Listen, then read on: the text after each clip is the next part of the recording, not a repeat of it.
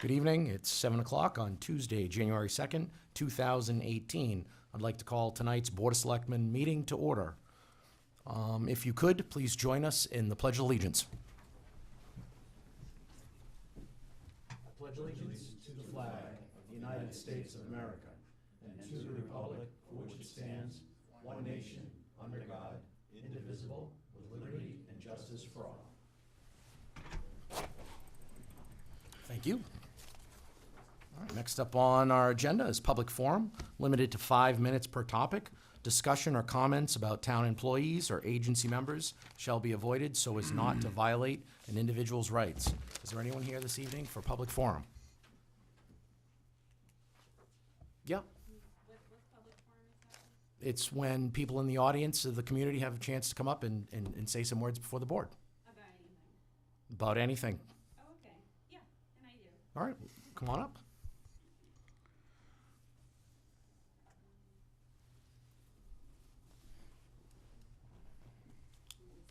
Yeah, take a seat. And if you could, you just let us know who you are and your address. Okay. Donna Mitchell. I'm on 19 Leland Hill Road Thank you. in Sutton. So I'm here just as a concerned citizen when it comes to the marijuana issue in our town. I know we have to offer by state the medical marijuana, but when it comes to recreational, I have a big issue with that in our town. My big thing is we have our school that we just got a letter from them for anybody who doesn't have kids that go to our school or in our high school, from our principal at the beginning of December, basically pleading with parents to help them when it comes to helping keep our kids clean of vaping, which I'll read some things from it. You may already be aware of vaping, a newer form of consuming nicotine and marijuana that has become popular over the past few years. Unfortunately, the big business of vaping has effectively targeted our youth and deceived them into thinking that vaping is harmless. Unfortunately, the industry is more invested in making profits than protecting our young people. Like many schools, we treat possession of any type of drug paraphernalia, and students caught with these have a 5-day external suspension. There's simply no place in our school for these devices. More important than school consequences is the danger this practice poses to the health of our students.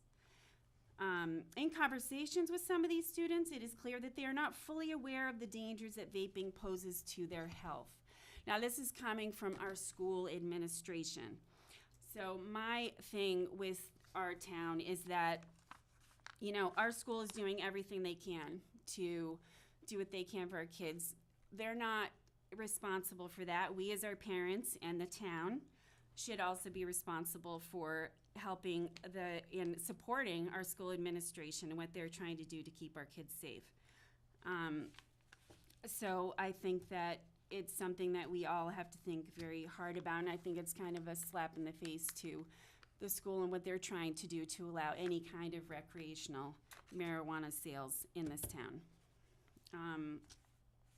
Secondly, I think there's other ways in the town to make money. I know this came up at the last town meeting, and I know someone at my table alone was saying, I can't believe, we turned down a solar farm, but we would vote for something like this. The wording is not very good, and a lot of people at the last meeting didn't really even know what they were voting for. People that I talked to thought, oh, we voted for that, and actually after the fact they were like, oh, I didn't realize I had voted that way. It was very confusing the way it was worded. So I'm not sure why some of the planning board was recommended this, as we had already voted this at a town meeting, and it was voted at this last meeting also. And there are a majority of people that voted for it. We just didn't have the 2/3 vote. So I think it's clear that there is probably a good majority of the town that does not agree with this being allowed recreationally in town. Like I said, I know that, medically we have to, but recreationally we really don't. So we have to look at that. And I just don't feel that there's any reason in our town to vote for it to be recreationally used. We, like I said, we have to offer it medically, and so there should be no complaints for anybody who needs it medically. That's fine. That's fine with me. And then the people who do it recreationally have been doing it right along anyway, so there shouldn't be any big deal with not having it, so the rest of us don't have to deal with it either. So that's my only thing. I want the town to really consider that. And I know a lot of parents really do feel that way, and a lot of people in town in general feel that way. So I just want to make sure that we're really looking at that when we look at these. You know, I don't care about making a lot of, you know, making a company rich on making drug usage in our town a thing. Not interested in that at all. Like I said, if they're going to make it medically, fine, but not recreationally, not to our kids, and not available in the town. So, that's it. Thank you. Thank you for sharing your thoughts. All right, is there anyone else here for Citizens Forum? We can get it. All right, seeing none, why don't we move on to the minutes for the Board of Selectmen meeting from December 19th, 2017. Mr. Chairman, I move to accept the Board of Selectmen minutes from December 19th, 2017 as presented. Second. Hearing a motion and second, any further comments or discussion?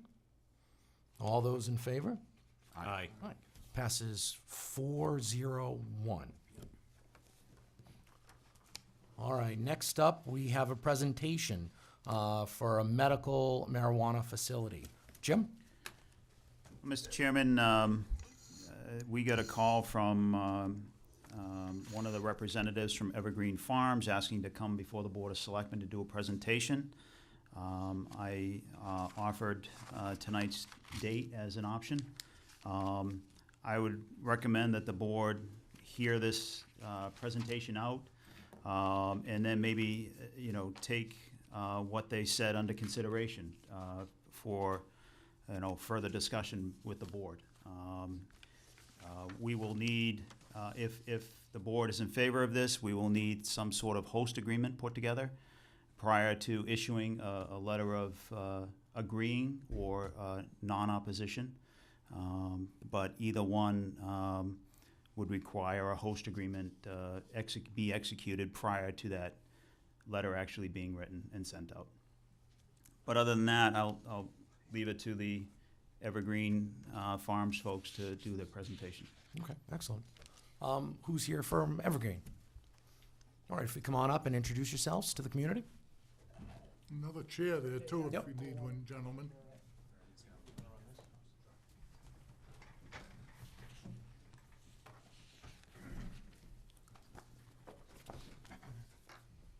Good evening, gentlemen. Good evening. My name is Corey Ravelson. I'm with Forefront Ventures. I'm here on behalf of Evergreen Farms, and we are looking ultimately to obtain a letter of support or non-opposition from the board to operate a medical marijuana cultivation and processing facility here in Sutton. We're genuinely excited to be here tonight. This is a very important project for our company. This facility will be a state-of-the-art facility that will be the foundation of our company. We've brought the majority of our team here tonight and have a presentation for you. And I feel free to ask questions during the presentation or just save them for after. And I'd like to introduce Ben Smith, a partner and CEO of Evergreen Farms. Good evening. Thank you very much for being willing to entertain the offer of having us in your town. We appreciate that. Corey had let me know some of the preliminary conversations and kind of the concerns, so we hope to address most of the concerns. Security, jobs, all the kind of creation of what Evergreen plans to do in the town. So how it works is I hired Forefront to be the consultants for me. Their expertise in government regulation, the licensing application, all that kind of process is involved with it is very in-depth and onerous. So I searched out for the best company who does that and has a good track record of fulfilling these applications with states to fill them out properly and get it done right. I also have another one of my partners here, S3 Integration, is a security partner. I just brought him in from Charlotte today for this presentation to address our security plan, how we work at the town, how we implement it. He designed a plan for us. He'll go into that in depth. Another one of my partners, Steve Mandilli, and his partner Sid, the dog, is part of the organization as well. He runs multiple nonprofits involved with veterans and medical marijuana, and I'll let you give him a chance to tell you about his program and how it works in the state. And Eric Casey is another one of our kind of government regulation, so to answer any questions. As we know, the Cannabis Commission is changing the law right now, transitioning from DPH to the Cannabis Control Commission. So there's a new draft regulations are out. So Sam and Eric are pretty well versed on that as far as how it relates to local government issues interacting with the state, the departments that run it, and how we can do that. And as far as address community host agreements and how those are structured, I think we'll pretty much cover most of it in the presentation.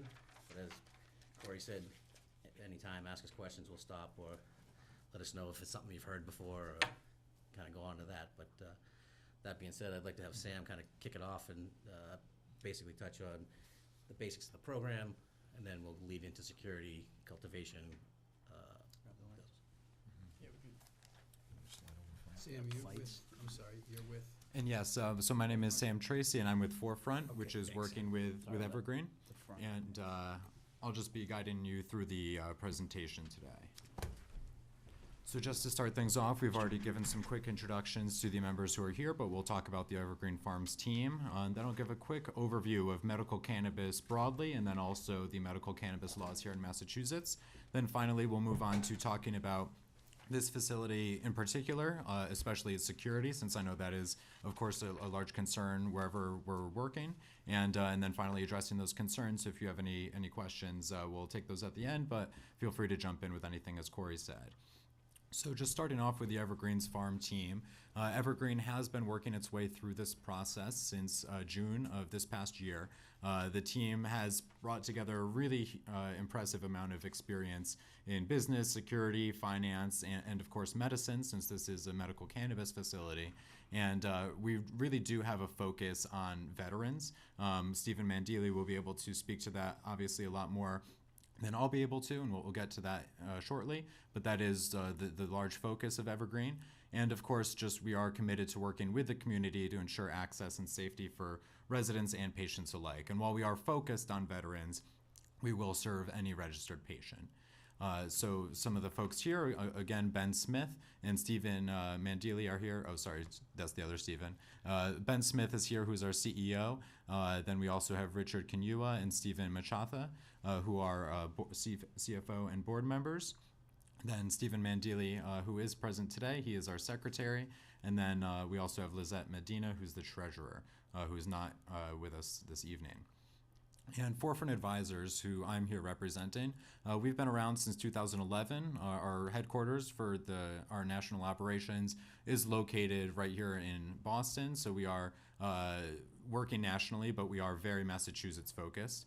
And we are, of course, one of the industry's most experienced management teams. We've been doing this for 7 years now. That's pretty young for a normal company, but in this industry, it's kind of ancient history since this has been developing so quickly. We have successfully secured 54, I actually think it might be 55 now, operating licenses for partners in 8 different jurisdictions, including here in Massachusetts. And our operations training platform is fully compliant with Americans for Safe Access. They have their own standards, and a lot of the services we provide are both with the licensing, so guiding Evergreen through the state regulatory process, but then also training them so that their staff members are compliant with state regulations, and then helping them run a successful operation after opening.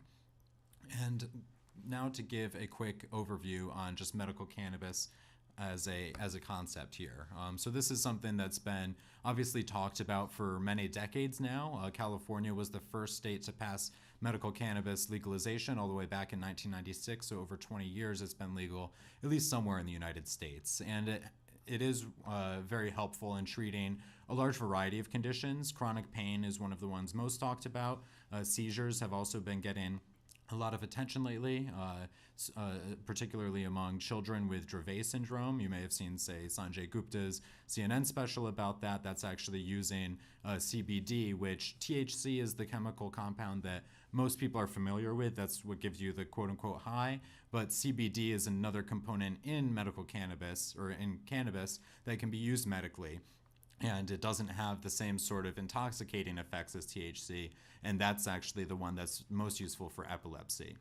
And so there's just some additional facts down there. I won't run through all of the details, but there are many cannabinoids in the marijuana plant, including THC, CBD. Those are kind of the big two, but there are literally dozens in there as well. So it has something called the entourage effect, which is why whole plant cannabis is really preferred by most patients rather than those individual compounds. And talking briefly about the legal history, which is of course very important here. As I said, California was the first state to legalize cannabis for medicinal use back in 1996. Today we have 29 states, obviously including Massachusetts, which do have it for medical use. That includes all of New England and a majority of the US population. And of course, on the federal side of things, marijuana of all sorts is still illegal. The federal government at this time really makes no distinction between medical marijuana and recreational marijuana. It's all illegal under federal law. But there are a few different types of guidance that's been issued from the administration. Both the Obama administration and now the Trump administration is continuing those. That's allowing these programs to move forward. So there are a lot of restrictions in place on research, unfortunately, but that's something that we're excited about being able to do with these state legal programs. And the reason why this is still operated on a state-by-state basis rather than, say, overseen by the FDA. A lot of the time people will say, oh, why isn't this sold in a pharmacy? Maybe that'll be where this is in 50 years. But as of right now, because of where the federal government is, it does need to be in a specific facility. Now, talking about medical cannabis specifically in Massachusetts. So it's been very slow to start up, but we actually did pass this into law all the way back in 2012, so over 5 years ago now. And those numbers are actually a little bit outdated. I just checked today, and as of November 30th, which is the latest data that's available, we have a total of over 43,000 active patients in the state, and there's now 17 dispensaries that are now serving medical patients across the state. And as Ben kind of alluded to earlier, right now it's regulated by the Department of Public Health, but it will be moving over to the Cannabis Control Commission, which has been recently set up in order to administer the recreational program, but they'll be combining both of those under the same umbrella this year. And it is incredibly strictly regulated. It requires federal background checks for all employees and board members. The products are very strictly regulated and tracked by the state. You may have heard the buzzword seed-to-sale tracking thrown around a lot. That's a big term in this industry. It actually means that from the very moment the plant is begun to be grown inside the cultivation facility, it's tracked using RFID tagging. And from literally the seed or the clone, if you're cloning the plants, all the way until it's dispensed to a patient, it's tracked throughout that system. So it starts off, it's growing, it's being tracked then. When it's processed, they have all of the batch numbers ID'd. And so if, for example, there's ever a case where you need to do a recall or anything like that, it's very easy to trace it back to see where those products are and get those off the market. That sort of thing is rare, but what this is most useful for typically is just making sure that there isn't diversion. That's something that is, of course, of utmost concern, both diversion, whether that's theft, whether it's by employees or by people who aren't employed with the company, but we want to make sure that all of this is only going to patients and anything that is not is being destroyed properly. And so finally, there are incredibly stringent security and operational requirements. Something overall that we see in this and are asked about a lot is just why is it so secure?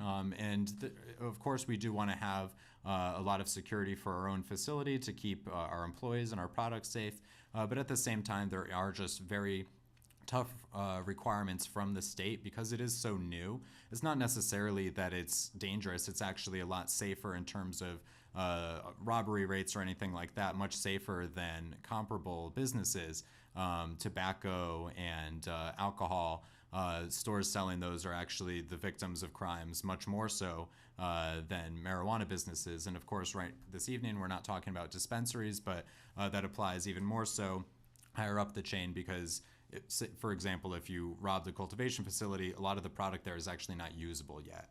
So it's not the same sort of target for crime that people might assume from the get-go. And we will get more into detail with that. But talking also just about the qualifying conditions here, I already addressed that epilepsy and chronic pain are some of the things most talked about here, but it is also very helpful for cancer and glaucoma, HIV/AIDS. That's actually one of the things that originally got attention onto medical marijuana back in the 90s, and many of those other conditions there as well. And so if you want to become a licensed business here in Massachusetts, there's a 3-step application process with DPH, which will be moving over to the CCC later this year. It verifies the applicant's employment history, proof of funds, operating procedures, and we'll go through these steps shortly. But essentially, it's just making sure that they know exactly who's involved, where the money's coming from, where it's going, again, just to make sure that there's no involvement of organized crime or something like that, since that's a high priority for the federal government.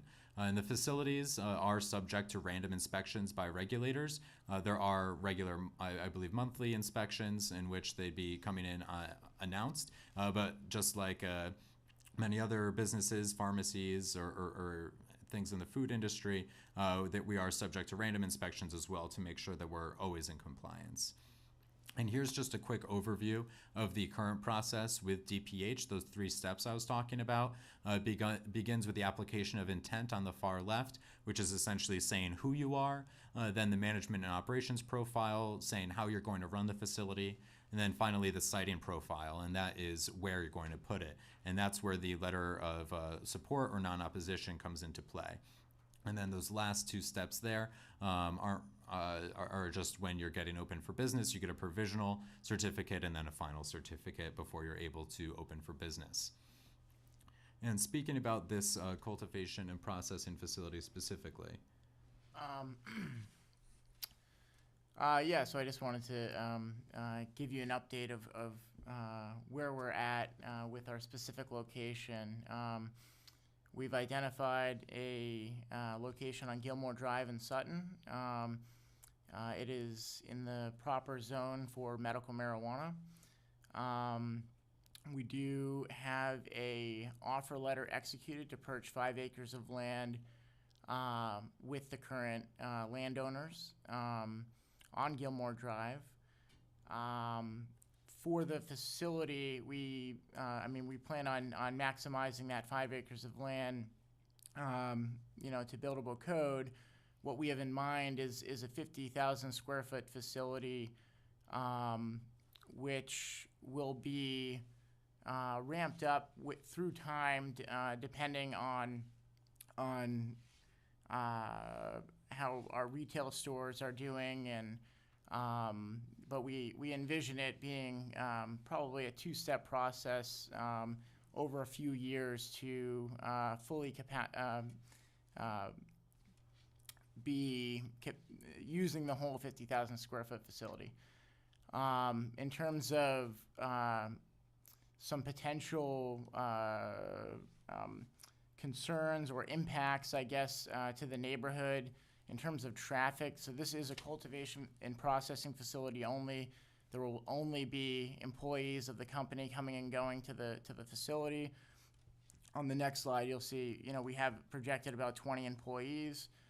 So minimal traffic. There will be, since this is our cultivation and processing facility, there will be distribution occurring here, but we're talking maybe once or twice a day tops.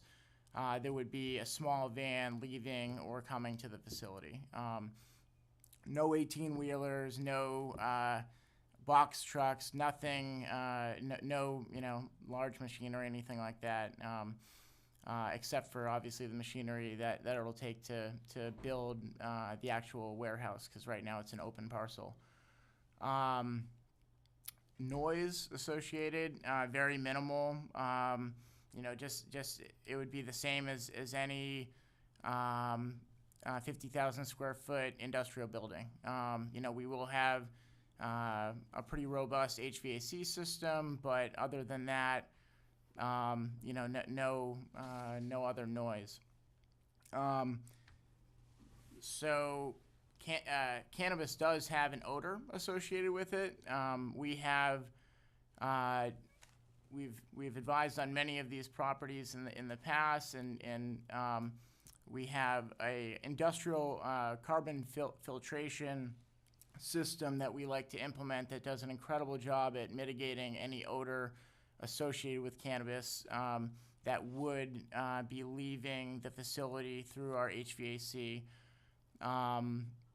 And as Sam already touched upon, the seed to sale tracking is something that is required by the state. It is an incredibly meticulous system, as Sam stated, and it will all start here in this facility with the beginning seed or clone of the product, all the way through vegetative and flowering states, and through the packaging and distribution and sale of this product, which won't be the sale will not be happening here in Sutton. But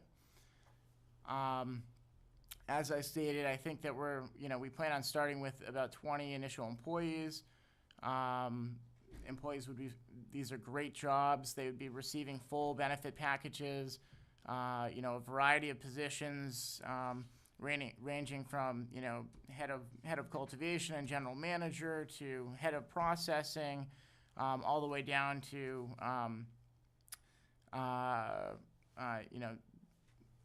general more labor-intensive jobs of taking care of the plants and just monitoring the facility and doing packaging and all sorts of different things. We are committed to hire local, and we're committed to employing veterans. As Sam said, that's a major priority for us. And we are very committed to being a philanthropic member of the local business community. And now to touch on security, we're going to pass it over to Andrew from S3.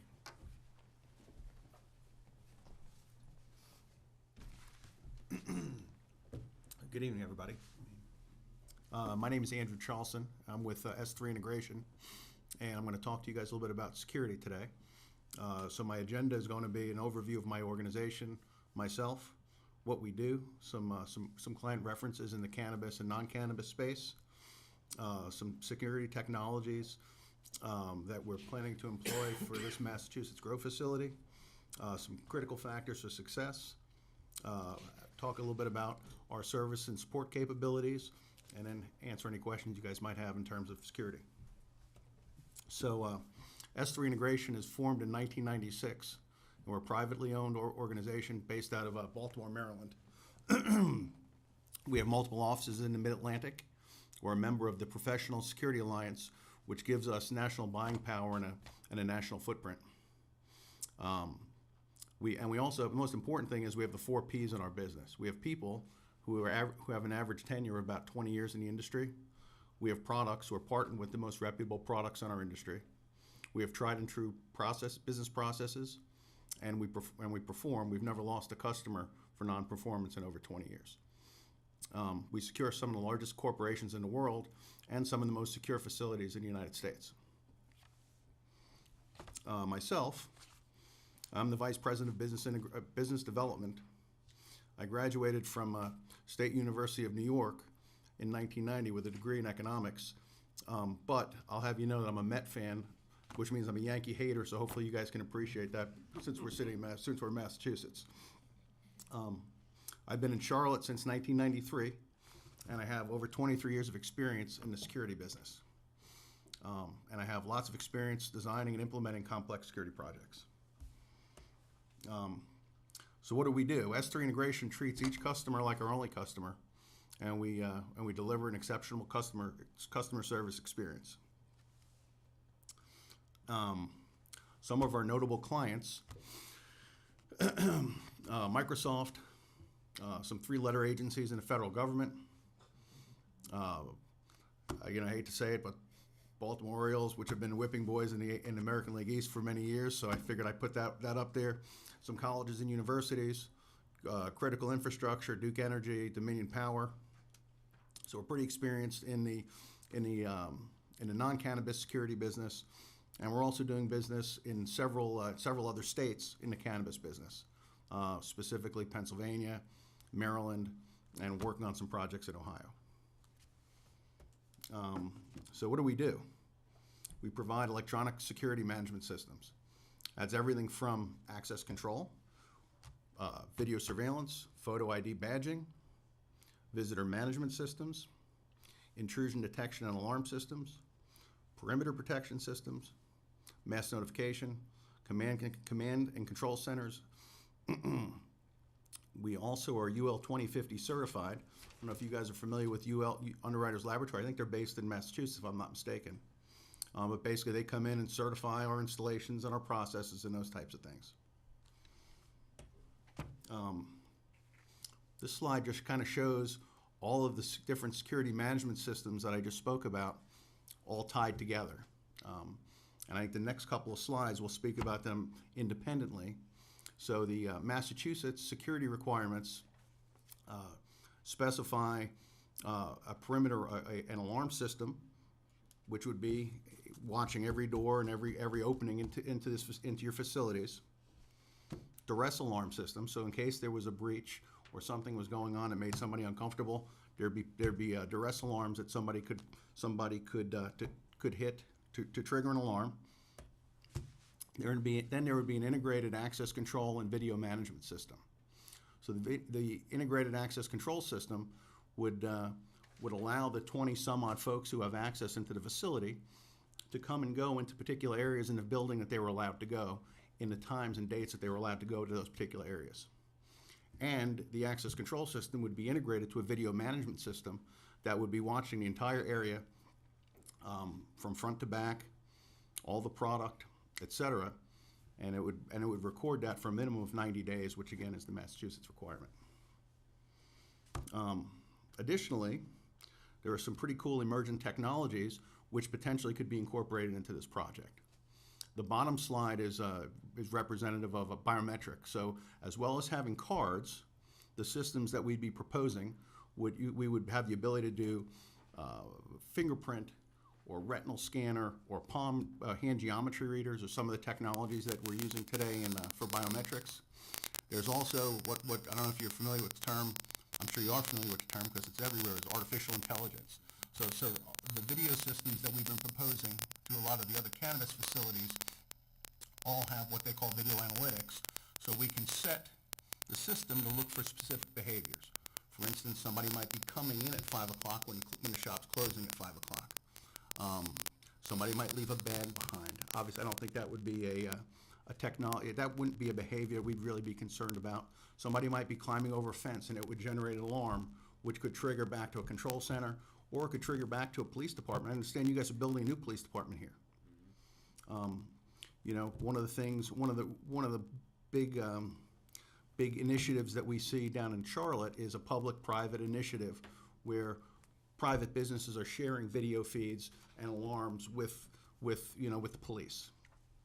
Any of the systems that we'd be providing would have either thin or thick client ability to watch what's going on a phone, on a computer, potentially at a police department. Yeah, I just want to step in and say that is definitely something that we can work with the Sutton PD if they want to have a live feed into either our exterior cameras. A lot of what we've seen in other towns is they are interested in having that live feed to exterior cameras. They don't really care about us watching us, water the plants, but they do care about what's going on outside of the facility. So if that is something that the PD wants, we can coordinate that. So. 7 critical factors for success, which we kind of build our business on, is a complete understanding of the client's applications and needs, providing complete comprehensive engineered solutions, project management, communication with our client, with the community, having a competent implementation team, and all the technology in the world is really cool. However, if you don't have policies and procedures, technical support, and those types of things, it really is not going to do you any good. So we also have excellent technical support and after-sale full maintenance support as well. Can I answer any questions on security? Maybe we'll, Yeah, why don't we do it all at once? we'll just if it's finish all right. up and then we'll, thanks, Andrew.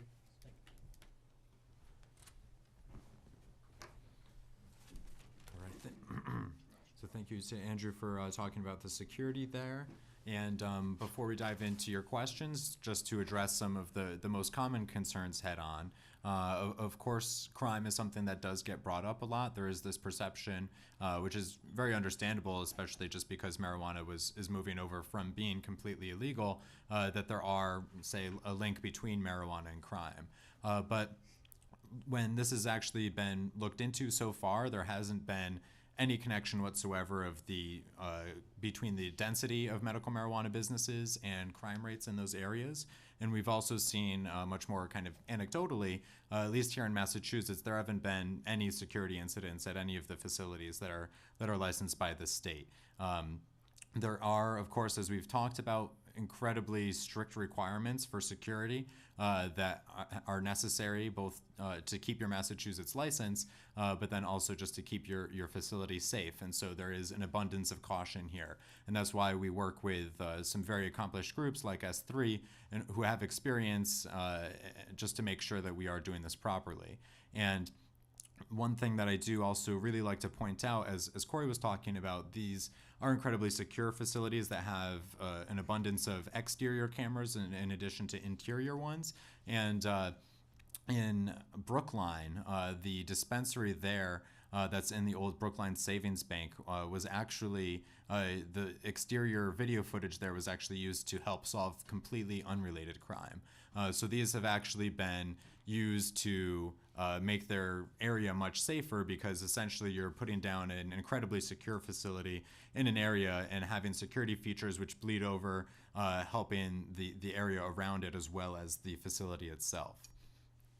And of course, recreational marijuana is something that's being talked about so much right now because it was passed over a year ago now. That was a vote by 54%, question 4.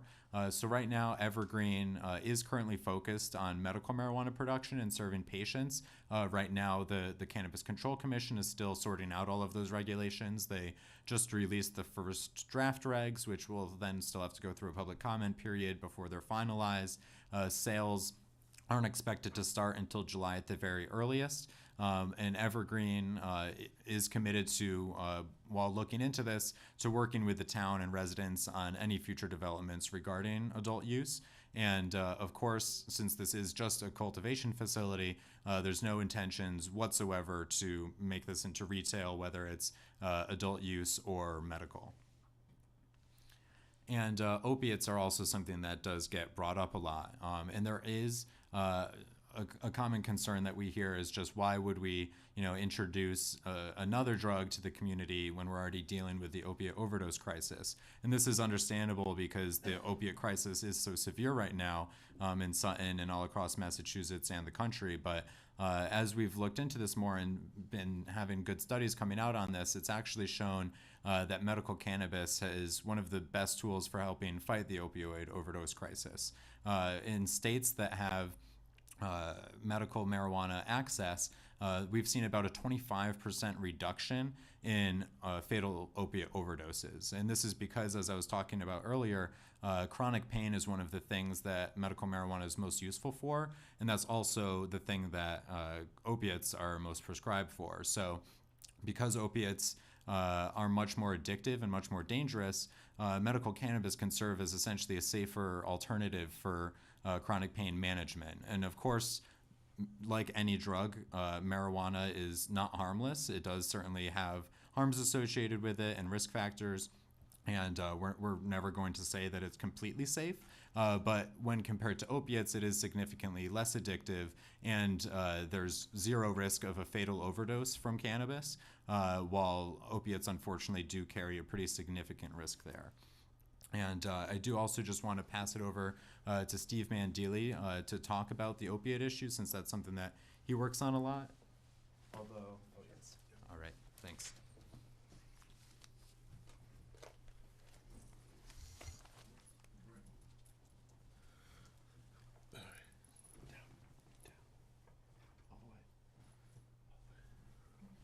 Hello, thank you for having me here tonight. My name is Steve Mandili. I am a disabled veteran of Iraq Freedom. I was injured in Iraq in 2005, suffered a severe spinal cord injury, traumatic brain injury, PTSD. I now have, sorry for Sid, he likes to walk around when I talk. Exactly. So I had 3 discs removed in my back. My spine is now fused together. I have a permanent brain injury, degenerative disc disease, spinal arthritis. I'm losing feeling in my legs, and was told by doctors when I was first injured that I could expect to be in a wheelchair by 50. So immediately after being hurt, I was prescribed morphine. Over the last, from 2005 to 2015, in a 10-year span, the Veterans Hospital had me on 57 different medications, including 9 different opioids. The last 6 years, they had me on oxycodone, fentanyl, Xanax, Ambien. I've taken it all. I didn't get any better. I was just a shell of a man that I was. I was just pretty much awake for a few hours a day, drooling on myself, unable to sleep at night. I stopped living by a regular time clock. I was just going dose to dose. And eventually I had a suicide attempt. From all of those opioids, I thought I was just doing the safest thing. I thought my doctors were just doing what's best for my health along the whole time, until that happened and had to look into an alternative. It was never in my interest to get involved with cannabis, and one of my jobs in the military was the retention NCO. So I would take the troops to do their urinalysis to make sure they weren't doing anything illegal. When I was in Iraq, I was #1 on the civil service test for the police department in Bellingham and for the fire department in Milford. All of that, I'd committed my life to service. After 4 months of tapering off fentanyl, oxycodone, all that medicine, with the help of cannabis, I was told by the VA that, congratulations, but if you were going to do that, now you have to pay for your medicine. So I'm 100% disabled, and went from, we figured about $8,000 a month in what it was costing the VA for my medications, to now having to cover the price of my own, which has caused many problems. And I was able to meet with Evergreen and the people at Forefront, and they are extremely dedicated to making sure that veterans that are looking to get off of opioids, and anyone looking to get off of opioids, has a path. One of the things I've focused on is harm reduction, where before my family we would have to carry around naloxone for an overdose. There's no need for that in my home anymore. Last year alone in the United States, more people died of opioid overdoses than the entire Vietnam War. So we are talking about, medication that, again, pushing stigma is not what I want to do. There's a place for opioids, but for chronic pain, for someone like myself at 27, to go from 27 to 37 and really not be able to remember any of it is something that no one should have to go through, and we should always be offering safer alternatives. So thank you.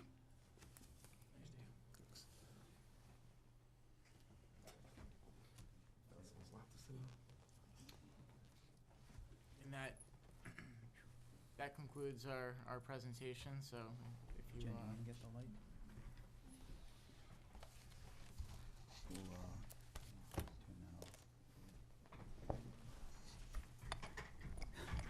Happy to use the court. Thank you very much.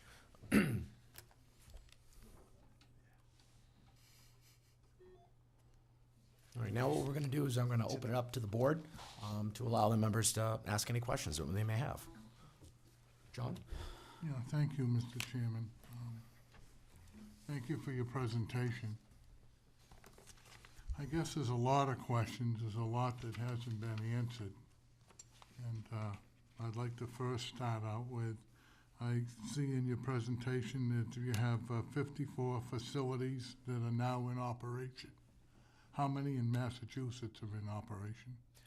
So those are 54 licensed facilities. Many of those have their license but aren't open for business yet, and we're currently working them through that process. Yeah. So here in Massachusetts, I'd have to go back for the firm number, but I believe we have about 12 licenses that have been granted. None of those are open for business yet. Statewide, there's a total of 17 dispensaries open. So we're working with a number of clients that'll be opening this year. And how many facilities at this magnitude of the 50K are in this area? How many, is this one of the largest ones, or are they all compatible to this size in the 5-acre parcel? They really vary. I think that we've seen cultivation facilities really no smaller than about 20,000 square feet, but there are some. There's one in Freetown that it's gonna have 1 million square feet of. I believe that's the number, but. And there will be multiple operators there, but these facilities can get very large. I would say 50,000 square feet is probably on average for what we're seeing for a cultivation facility. And I just want to preference, 50 is what we have in mind, but ultimately it's kind of looking at the parcel and seeing how big of a building we can build on that facility. But my other question would be, I guess it would just be a statement, is Gilmore Drive. We as the Selectmen and as people of the town of Sutton, we put a lot of thought into this area. It's primarily one of our fewest commercial zoned areas, and we take a lot of pride on what is on that street for all the types of businesses. My question would be, we also have several surrounding houses. These people have invested in the houses off of Mendon Road. They've been there for 20 or plus years. And I have a few questions that you did address some of them, but is there a facility that we could visit which is in full operation? And that way we could take into consideration the size of the fans, what type of fumes are coming out of those fans, what type of noise is generated from those fans. We did have a place on another commercial area in town that's not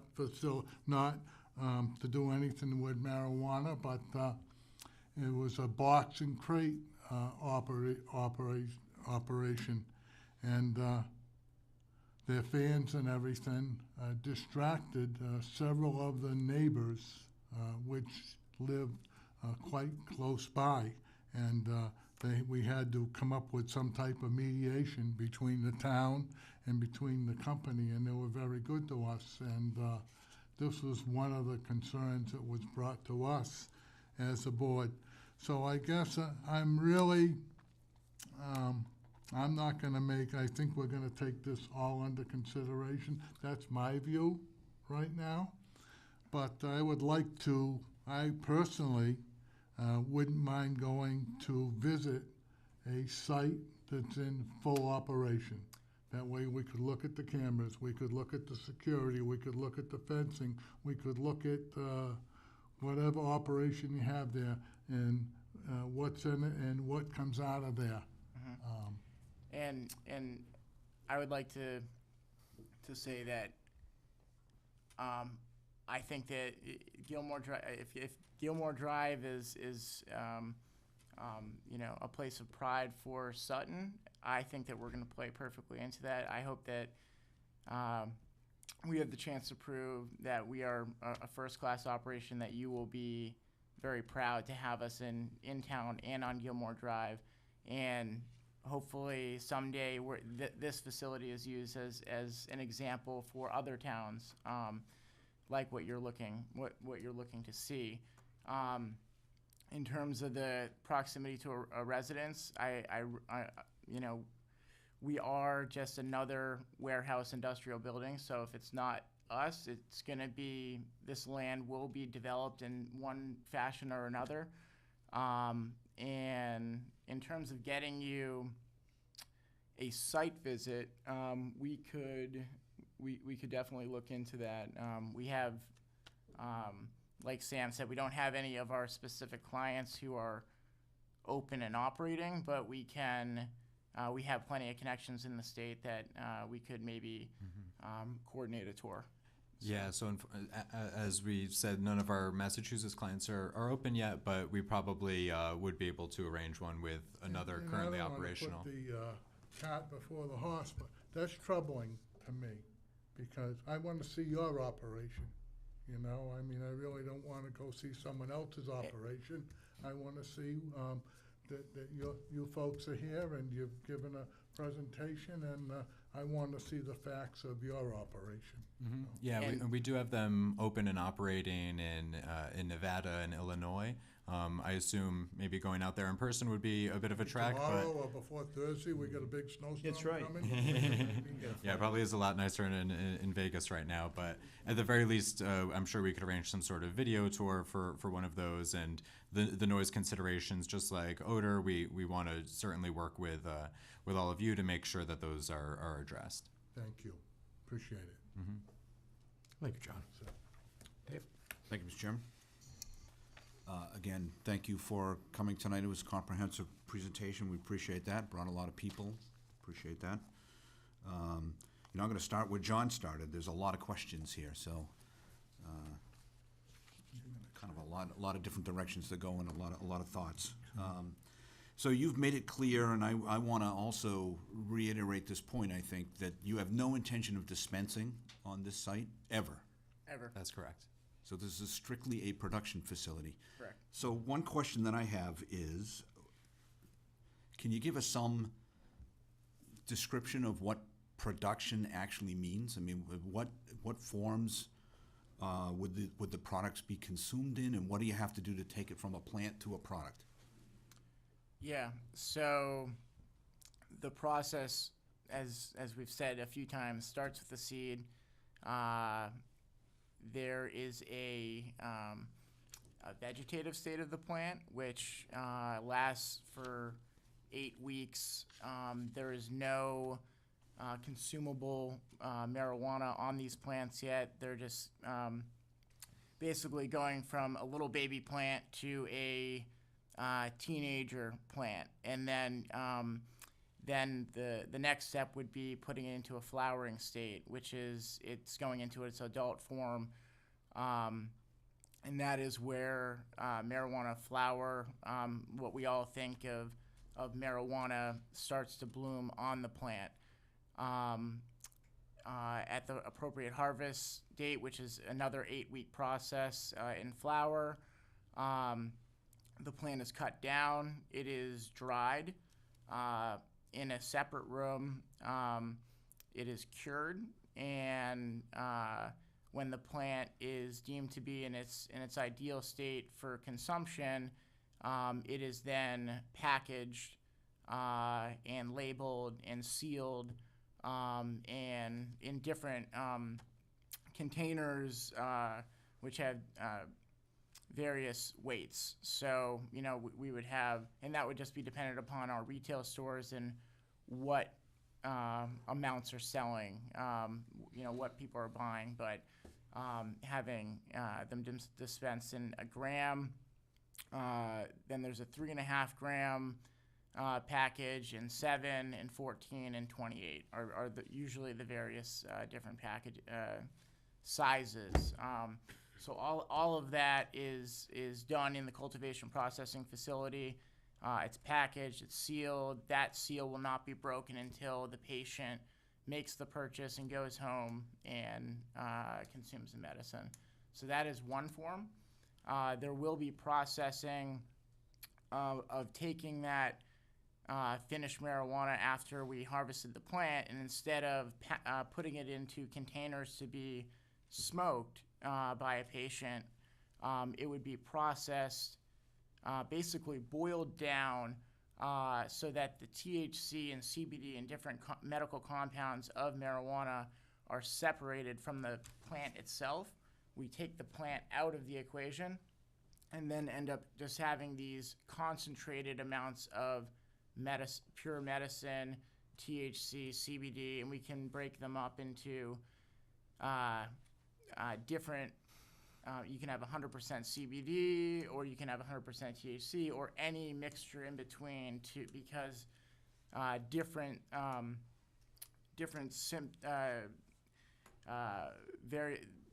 symptoms need different amounts of THC to CBD ratio for an optimal success rate. And and that form can be just a straight oil. It can be that oil can be mixed in with edibles like cookies or brownies or lozenges, and it can be put into a vaporizer pen, which was mentioned earlier, which is a safer way to, it removes the carcinogens that you would be if you smoked a joint, per se. So, if I can clarify, I'm just trying to understand what kind of processes are going to take place inside the building, so. Right. So I guess that process is to get the plant from a plant form into an oil form, there is a CO2 extraction. So basically it's a kind of laboratory chemistry apparatus that takes the plant, pushes CO2 through the plant, and then the oil is produced. So it is safer than, there are other methods to doing that same process, such as butane or propane or other gases to get the final compound. But we think that CO2 is the safest, not only for us to produce it as the employees in our facility, but also from a consuming standpoint to make sure that there are no levels of butane that are being ingested by medical patients. So. And yeah, you may have seen some headlines over the past couple of years of some horror stories out of Colorado of explosions and these sort of things associated with marijuana processing, and all of that is butane. That's the one that's the most volatile, the most dangerous, and the vast majority of those cases you see in the news are actually people trying to do that in their homes. So it's, unregulated, quite honestly, I mean, similar to a meth lab or something that someone is running completely completely unregulated. When it's done commercially, it's generally quite safe, but out of an abundance of caution, we just like to avoid doing that, as Corey explained, because CO2 is so much safer. It's inert. It has zero risk of explosion. So that's something that we and all of the communities we work with obviously prefer greatly, just because of the safety concerns associated. And then on another level, just one more thing, the design of that processing room is super regulated by the state. They come in and we're actually just going through it with a client in Worcester right now, and it is an incredibly safe area with all precautions. The Department of Public Health is coming in and making sure they know exactly what we're doing, where a CO2 tank would be located, where all the safety stuff that's associated with any laboratory is located. So it's really like a clean room lab, which is where the processing occurs. So do you create byproducts or waste products, and how do you handle and dispose of those?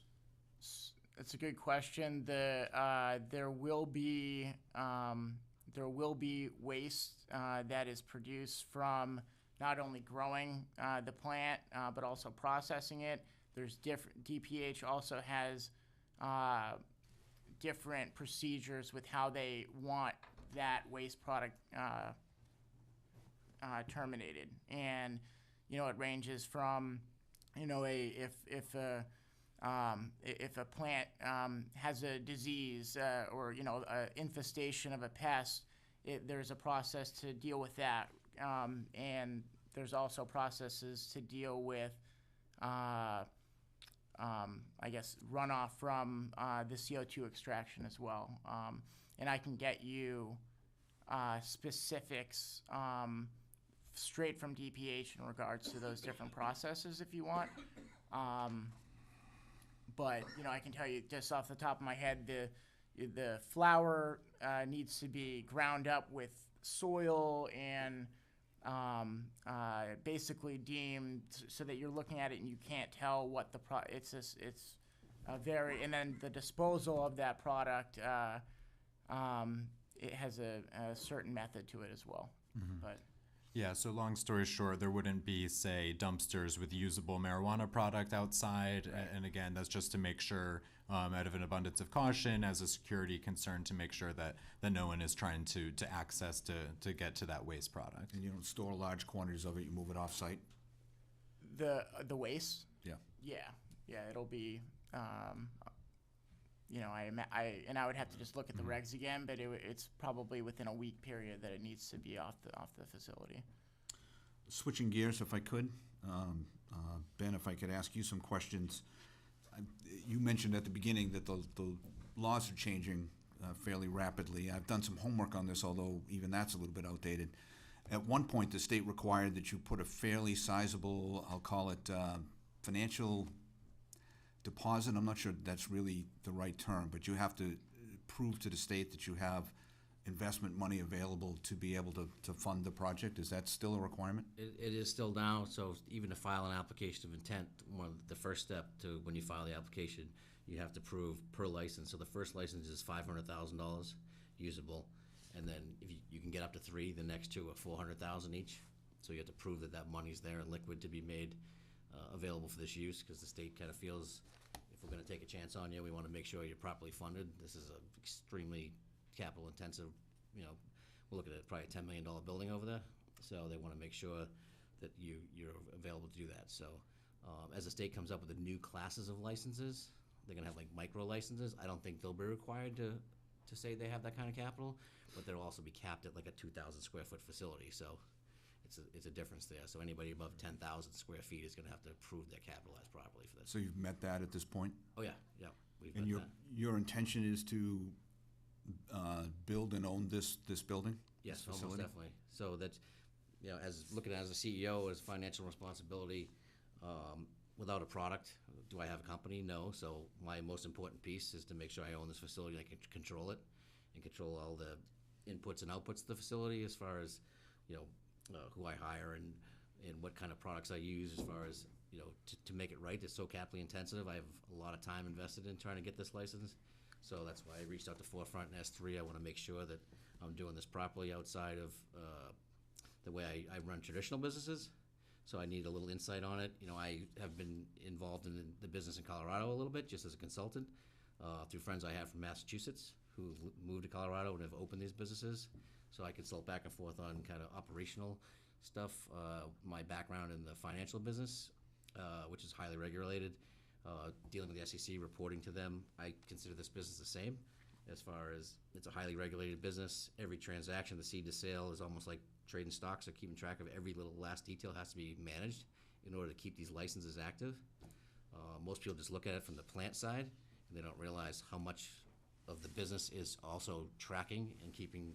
Yeah. It's like a pharmacy, you know, keeping Department of Public Health and making sure that we're tracking everything, we know everything is, and making sure that dealing with the processes, it's going to be very similar to the deal with the SEC.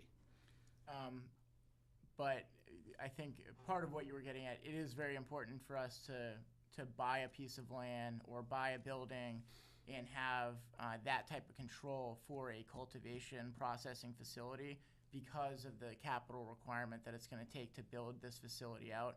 So we don't want to lease a 50,000 square foot building somewhere else and put millions of dollars into it and not have control over that asset. So that's why this particular parcel was so appealing to us and has been for quite some time, for the ability to purchase the land and build the building exactly the way we want it to be. Yeah, and then I guess my thought too was regarding the security elements that, I mean, it sounds like a very capital-intensive business, and so ensuring that you have the capital to fund all the proper security. Mr. Charlson mentioned proposed security methods as opposed to adopted security methods, and I just want to make sure that there is capital in place to adopt everything that's appropriate. Yeah, we have to meet the state guidelines, essentially, so we have to meet the state guidelines, which are minimums, and going above and beyond that before we can even move on to certain stages. So like this, it's not a state guideline to have biometric, reading of your face or retinas or anything like that, but, to have card scanners and keypad entry and limited access, everything, every door is locked, and having, knowing where every employee is, what doors they're going through, that is state required, and we will have that. I think the artificial intelligence stuff, that's something that we'll work through with S3 to see if that fits, what we want to do. And if I may, one last question before I turn it over to my colleagues. This is proposed as a medical marijuana facility. Is there really much difference between medical marijuana and recreational marijuana in terms of production? No, and that's why the building would be exactly the same. It really would. And you may remember I came to town meeting and tried to speak to that. Didn't come out exactly the way I wanted or whatever, but basically the facility is exactly the same. It's whether it's medical or recreational. And the only thing that will change is the specific strains and compounds that we're making in the facility. From a public-facing viewpoint, it looks exactly the same. There will be, no signage, the access is all the same, the employees are the same, but really the specific compounds that we make will differ depending on if it's medical or recreational. So. Okay, thank you. Appreciate your insights. Thank you, Mr. Chairman. Thank you, Dave. Mike? Thanks, guys, for coming. To kind of tie right into Selectman Hall's last question with medical versus recreational, are you looking also to grow for recreational at some point, or is it just medical? Yeah, so as a CEO, and I have a whole board and investors and whatnot, I can't say I can't look at that based on the way the markets have evolved in the open states like Oregon and California, and just because the stigma is still associated with it. So we have medical, tried and true. Steve didn't say he's an actual partner in this business, and we want to do a lot of research based on some of these. So that ties into that security, why we're going to go above and beyond, because some of the research we're going to do in there. But, as far as looking at it, if you look at the way the markets come in Colorado, when it first starts medical, and then they start to go to recreational. So when you go to recreational, you don't have to go to the state and get a card and be in the system, which a lot of people don't want. When I worked in the old financial industry, people wouldn't even think about getting one of these cards because they would be worried about the SEC dinging them or whatnot. In the tech industry, just kind of getting that credibility. So when you look at the state of the Colorado marketplace now, in California, went recreational yesterday, the sales dropped drastically at the beginning of the medical facilities. And what happens is, the people just want the ease of going to use it. What they don't realize is true patients and really need strong medicine, like Steve, when you go to those recreational facilities, they have a lot less product. The THC is going to be capped as far as the levels you can buy and the quantities you can buy. So the casual, not patients, will start to drift towards recreational only. Yeah. Whereas the true patients will come. So I could lose, I could dump all this money into this building and start to lose my patients very rapidly as the state program rolls out. So I have to look at it at the time, being in the trenches here now for almost 3 years. And remember that Massachusetts rolled this out in 2012, but 5 years into it. Right. like Sam said, they're gonna give a license out in July. I highly doubt that you're gonna see one in the state that early. The Cannabis Control Commission's already said that's a legislative deadline. It's not a legislative deadline. They don't have to meet that. So if people are all worried about recreational, I still think we're a while away from it happening. And them being on every corner is years away. You know, it's not going to happen that way. The way it's rolled out. Steve actually met with the Cannabis Control Commissioner today, Hoffman, to discuss, you know, kind of issues on the medical side. And, you know, we can't get him to say that, but, you know, we feel it's a slower rollout. And getting back to your question, I have a fiduciary responsibility to investors. I have to look at this. I can't turn around a revenue stream and be like saying you can have a beer and wine license, but you're never getting a liquor license. Right. So if we go to that, or, you know, so yeah, I would look at it, but I don't think we'd be looking at it for a couple of years. Okay. And we'd hope to be a good citizen, you know, with the community and work with you and discuss all these things along the way as we ramp that way. But we're open and as medical, and, you know, that's, you know, our purpose. But that being said, knowing the capital requirements to build out this facility the way that we want to have the security, to know that the town of Sutton would treat medical cultivation the same as recreational cultivation, would be important for us, to really move forward with the construction of this building and this project in general. And I know that there was the town meeting vote that happened. There wasn't a ton of clarity into what will happen after that, but I guess we are interested to know the town of Sutton's thoughts and feelings toward medical cultivation and the transformation to recreational cultivation. Are the regulations the same with the state? Do they regulate medical along with the same As far as security and the strictness and the guidelines of everything. guidelines? This is what you have to do. These are your protocols. This is your everything to a T. Is it, or is there differences between recreational and medical?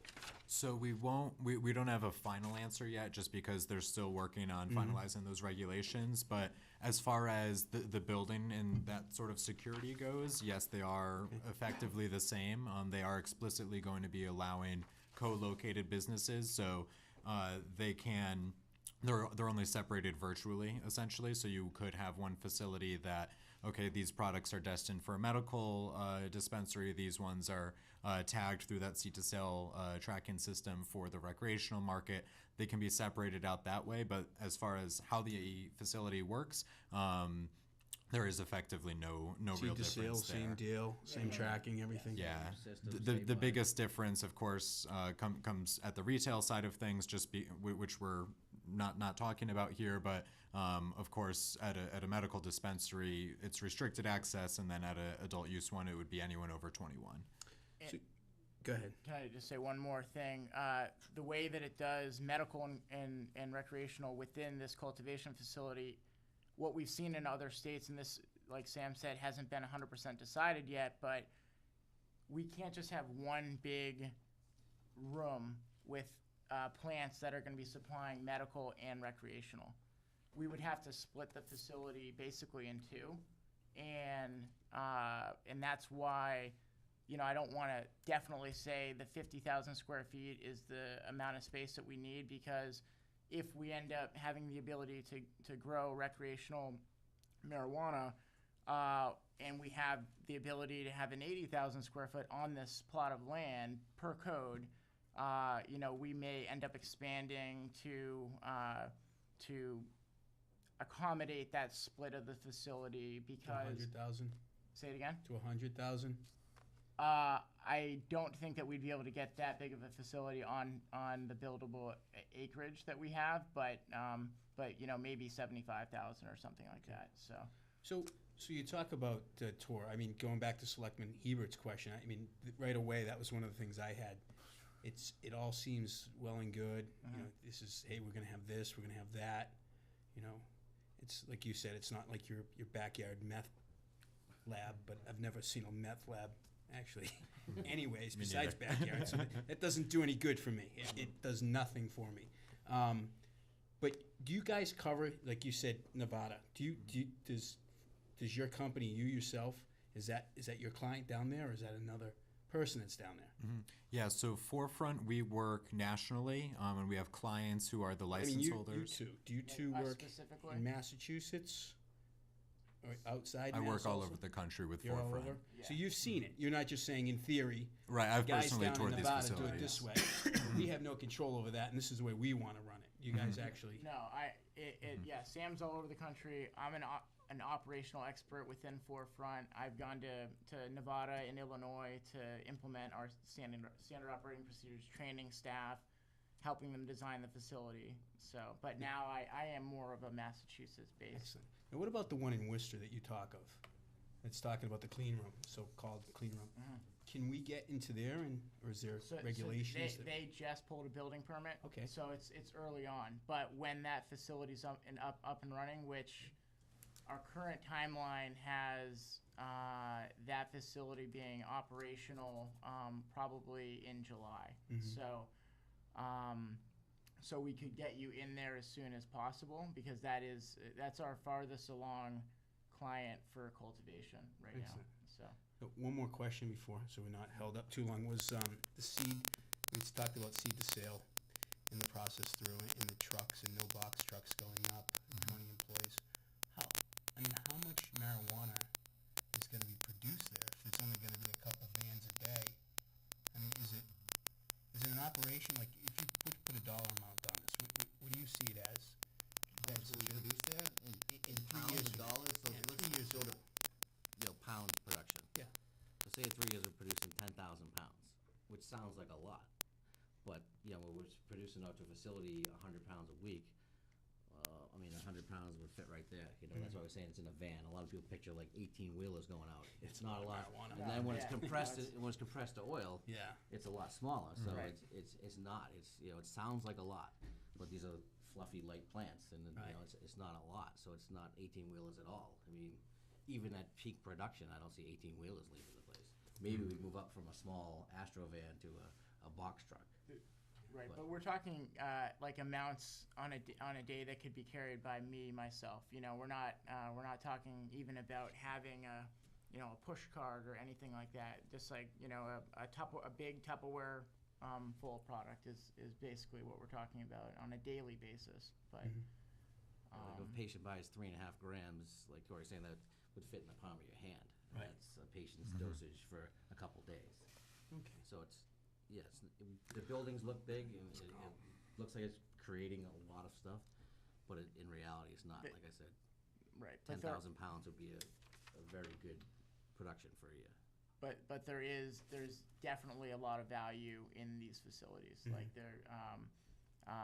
half the plants will have no value to normal people because they're baby plants moving along in the process. There's nothing there to be consumed from them, but those are still valuable to us because they're feeding what's to come down the line. So, and that's why we take security super seriously, and why DPH cares about this. And like, this is a very, this is a valuable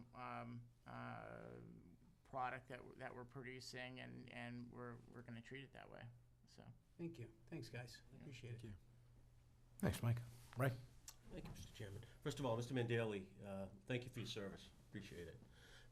Thank you for your presentation tonight. Can you tell me a little bit more about the building? I envision this big square building, maybe a story and a half high.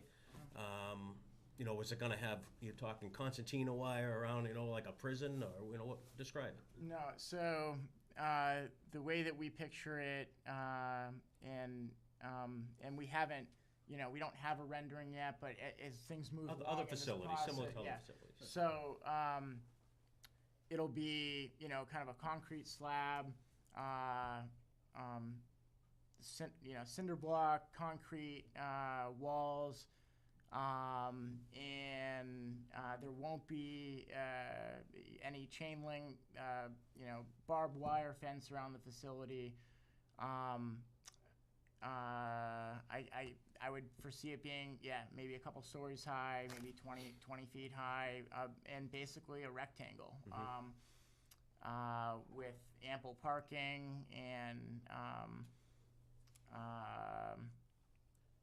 Just like the other buildings. All right, the no, only- sorry. Yeah, So yeah. that answered my question. I was just worried it's gonna look like a it's- prison. No, you know? No, not like a it prison. will not look like a prison, but there won't be, there will be office area Yeah. to this facility as well. We're gonna have offices, we're gonna have, an employee, break area, we're gonna have, conference rooms, Typical production. It's gonna be designed like any industrial commercial warehouse, because, hey, we have an intention of a use here, but ultimately, we're building this building, and if something goes wrong, God forbid, 20 years from now, we want to be able to lease this building out to any other use. So, All right, so as far as noise pollution, it doesn't sound like, you're not gonna have big machines running, but you're gonna have to have some sort of an electric transformer or something. You're gonna be producing a lot, you're gonna be using a lot of electricity. yeah. So, is there a noise from that, a hum,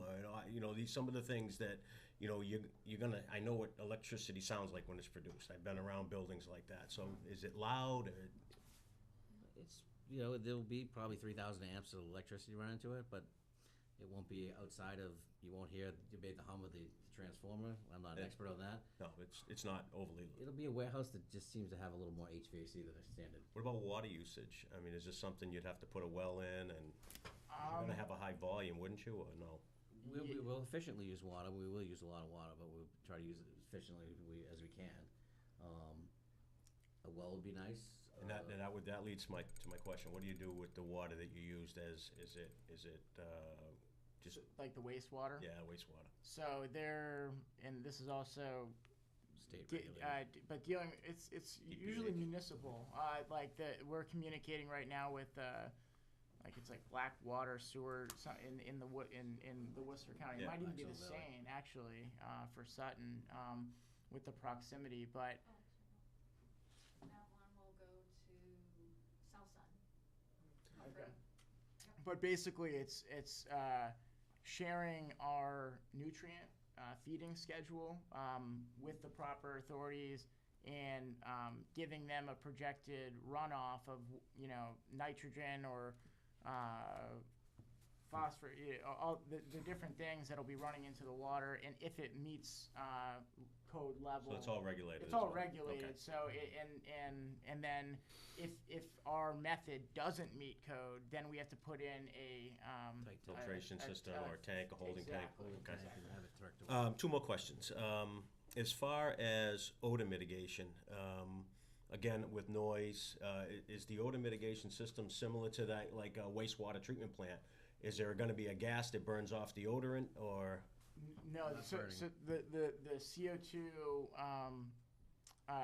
the carbon filtration is all in our facility. It's Okay. not on the exterior, and it directly plugs into our HVAC ducting. Mhm. So when it runs through these filtrations as it's before it gets emitted.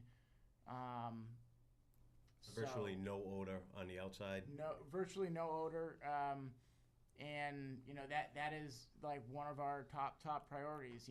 We understand that if our neighbors, whether they're commercial or residential, are smelling the product, that we're going to have problems. This is a top priority, and it is for all cultivation facilities around the country. So the technology has gotten really good. Obviously, I mean, that's a big concern for us, especially, we have a nice little town, want to try and keep it that Yep. way.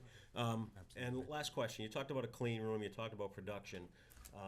So we go from seed to a plant that's ready to be used, either boiled down, cooked down, whatever you Yeah. do to it. Yeah. Are you producing medical grade products? Yeah. The rubs, the Yes. canned. Yeah, so every product that we produce, the state has this batching system that we have to get multiple samples of the same batch tested with a third-party cannabis testing facility that's been licensed with the state. So For grades, like grades and. yeah, so okay. they're gonna say, oh, this batch came up, high in. Mold or we're- lead yeah, or- or Yeah, whatever it is, and they're gonna say you cannot sell that product. So then we're gonna have to hold that product, either reprocess it or dispose Destroy of it. it, okay. So yeah. Thank you, appreciate your answers, Mr. Chairman. Thank Thanks, you. Ray. Do you have any follow-up? Just one question. Sure, go ahead. Corey, Yes. you just said something here recently that just is different from what I had anticipated. Okay. So I thought you were before us today asking about a medical marijuana facility, but it sounded like you said what you really want from us is some kind of assurance that if you come back and want to open or convert it to recreational production, that we would provide that assurance. I'm not looking. Just want to make for- sure that's what you said. Yeah, I'm not looking for that assurance today. We are here looking for a letter of support or non-opposition for a medical marijuana facility so that we can continue going through our state process. But I guess there is an interest of ours to know how the town is going to go on the recreational issue. So it's not. I'm not looking for an assurance today. I know that there's a process to that. And it has to go, everything has to go through town meeting and whatnot. So I guess we are just interested in the result of how Sutton treats recreational marijuana. Okay. I just wanted to clarify that. Thank you. All right. I just had a real quick follow-up. A name of a facility that you have in Nevada, do you have a name off the top of your head that you'd kind of look at and take a look at their building and everything? Yeah, one of our clients there is called Canna, K-A-N-N-A. Yeah, thank you. And I could send over some other examples as well. Thank you very much. Illinois? Illinois, is that where they are? Yeah, No, we have or one in that's Illinois. Nevada. We have another client called IGM, Illinois Grown Medicine, in Illinois. Thanks. I think I saw that. Thank you. Thanks, guys. Jen? To the questions on recreational marijuana, because there was definitely a lot of confusion at the fall town meeting and definitely an interest from the planning board's perspective to kind of get an idea of where the community kind of stood on that and make sure the community's fully informed on the subject. There are 2 listening sessions, informational and listening sessions scheduled in the month of February. Those notices went out, or will be going out with everybody's census. So every single household in the town of Sutton on their census or with their census will receive information on 2 listening sessions and informational sessions that will take place in the month of February. Planning board members will be present at those. We'll be giving some just information on the current law. I've been perusing the 107-page draft regulations that came out on the 21st. And we have lots of, guidance documents from town council and the like. And so we'll be providing information to anybody who wants to attend and hearing commentary from anybody who wants to attend. It'll give the planning board and the board of selectmen kind of a sense of what people's concerns are and questions are. And the board hopes to then formulate articles to go to the spring town meeting, whether they be a full prohibition or a prohibition of certain uses and not other uses, will be a result of those hearings. Or I shouldn't say hearings, informational sessions. Thank you. Although I would like to follow up to that with just pointing out the fact that Sutton was one of the few communities that voted against question 4, against recreational. We also approved a moratorium at town meeting, and when the issue came before town ballot, we voted once again against recreational. So hopefully those who voted either way will have a chance to have their concerns heard again, and the planning board will be able to draft bylaws, at least that way are a little clearer, and when it gets before the voters in town meeting, they'll have a better understanding of what they are voting for.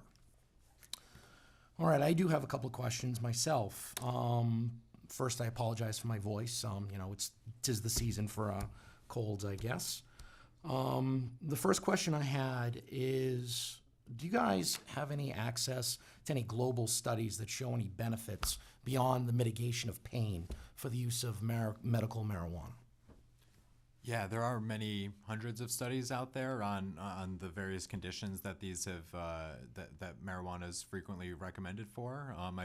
I'd be happy. I'm sure I could track down kind of a literature review or something to send over if you're interested. Yeah, because I did a quick, I was looking up, via Google and Bing and all the rest, and it seemed like most of the sites that seemed to say that there was some benefit were not necessarily proper, vetted, site. So I just wanted to make sure Certainly. that there's actually medical science behind some of these stories that I've stumbled upon. Yeah, absolutely. And yeah, that is an unfortunate reality, just that when you're looking up a lot of this information, unfortunately, there are a lot of less reputable websites that come up just because this is something that's been kind of emerging out of the shadows. And it's taken a while for the kind of medical establishment to catch up with that. The best studies so far have actually been, honestly, outside of the United States. Israel is probably the biggest producer of high quality research on medical cannabis, just because there it is legal at the national level.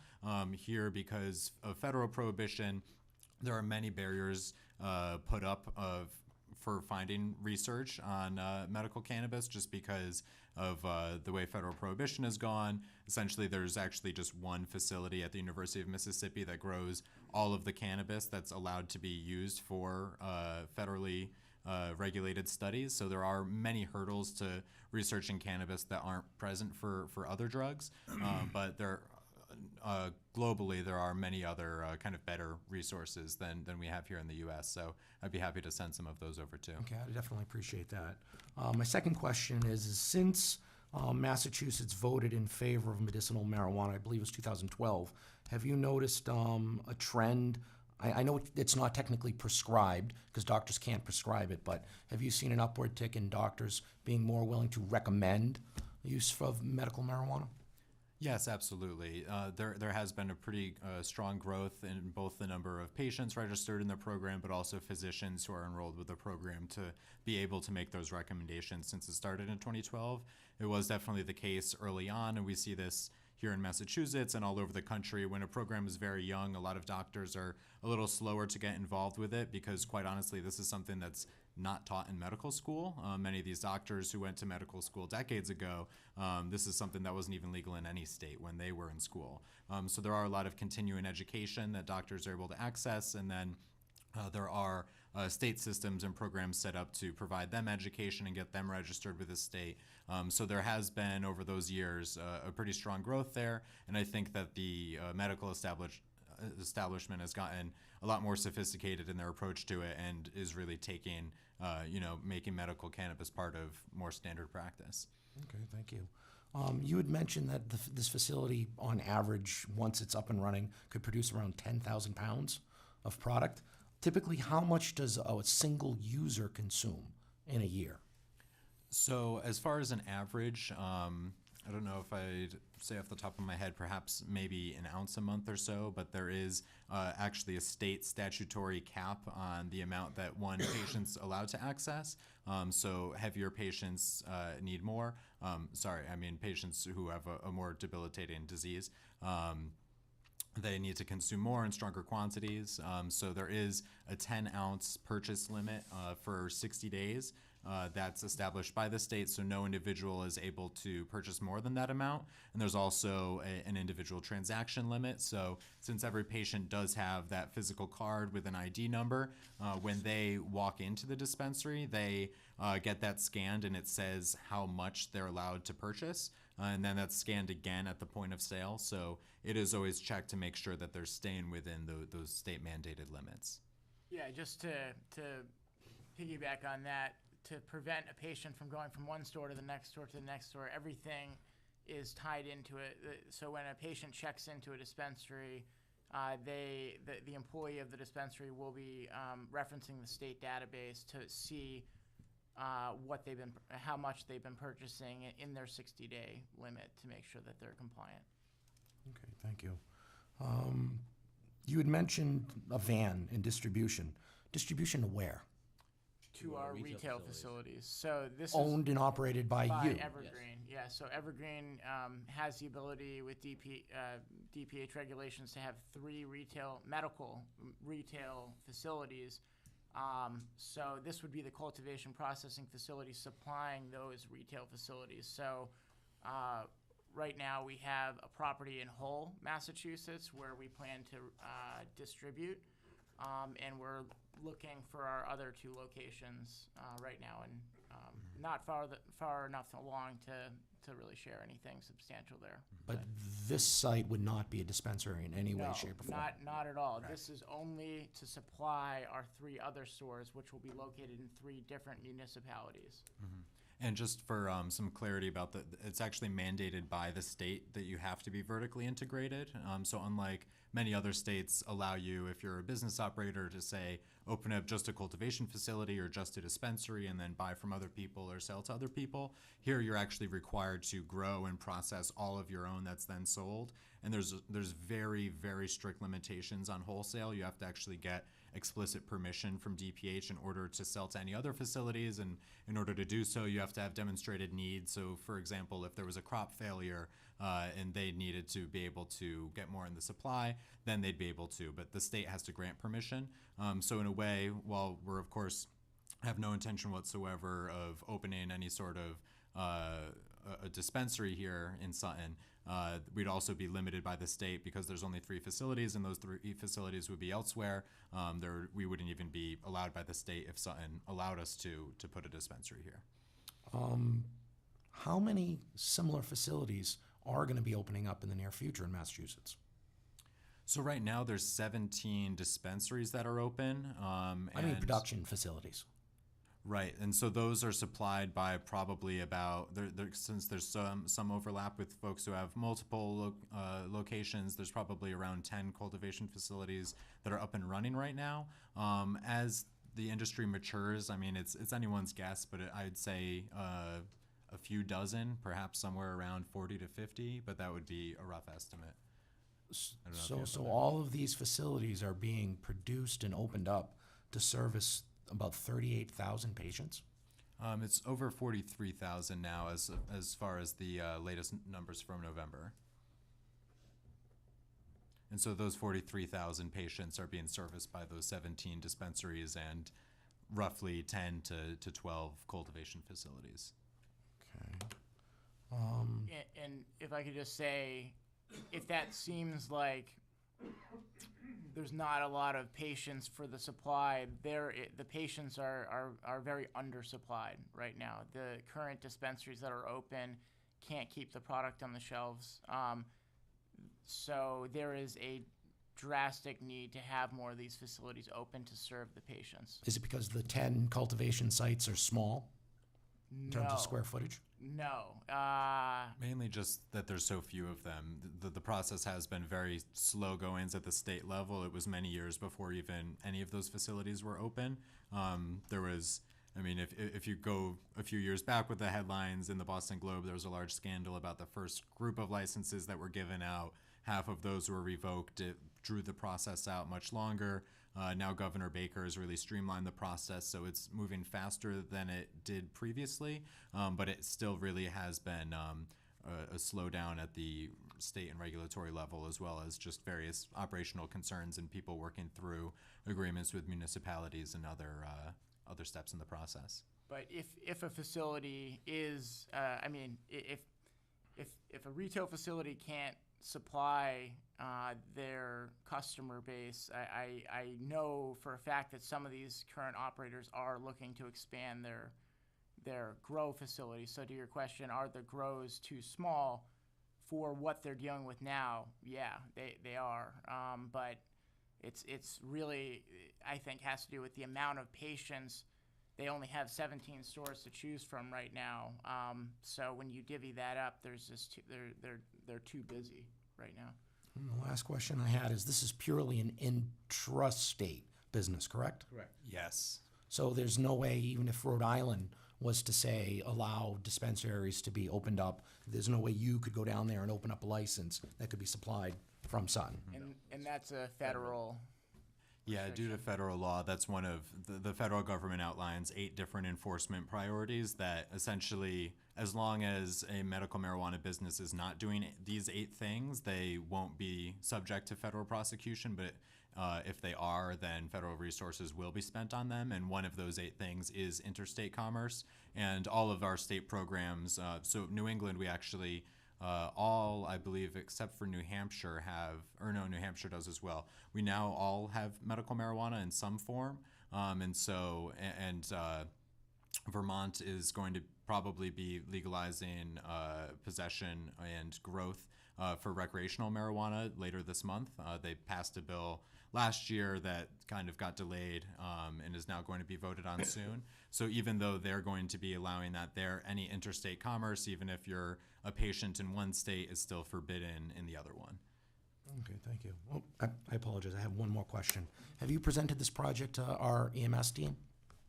Chief Belcedo, I see him in the audience. Have you presented it to him or Chief Toll or anyone yet to this point? We have not. This is our, and I've been in communication with Jim and Jen, and that's and this is. Yeah, we felt that this was the first place that they should present prior to going to the, the individual department heads. Okay, thank you. But we'd be very happy to, of course. I had one question came up. Sure. Thank you, Mr. Chairman.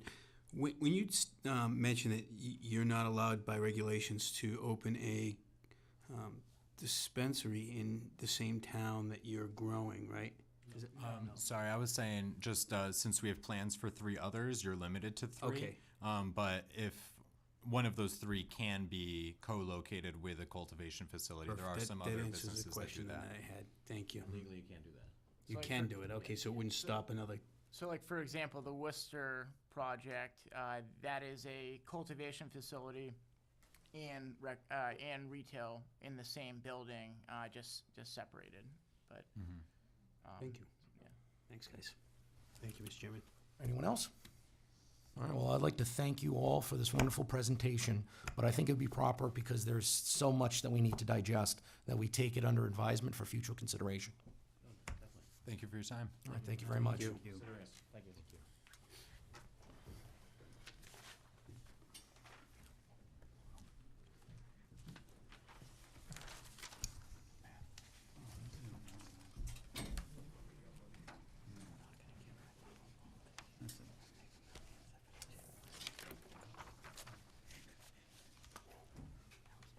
Good color on it.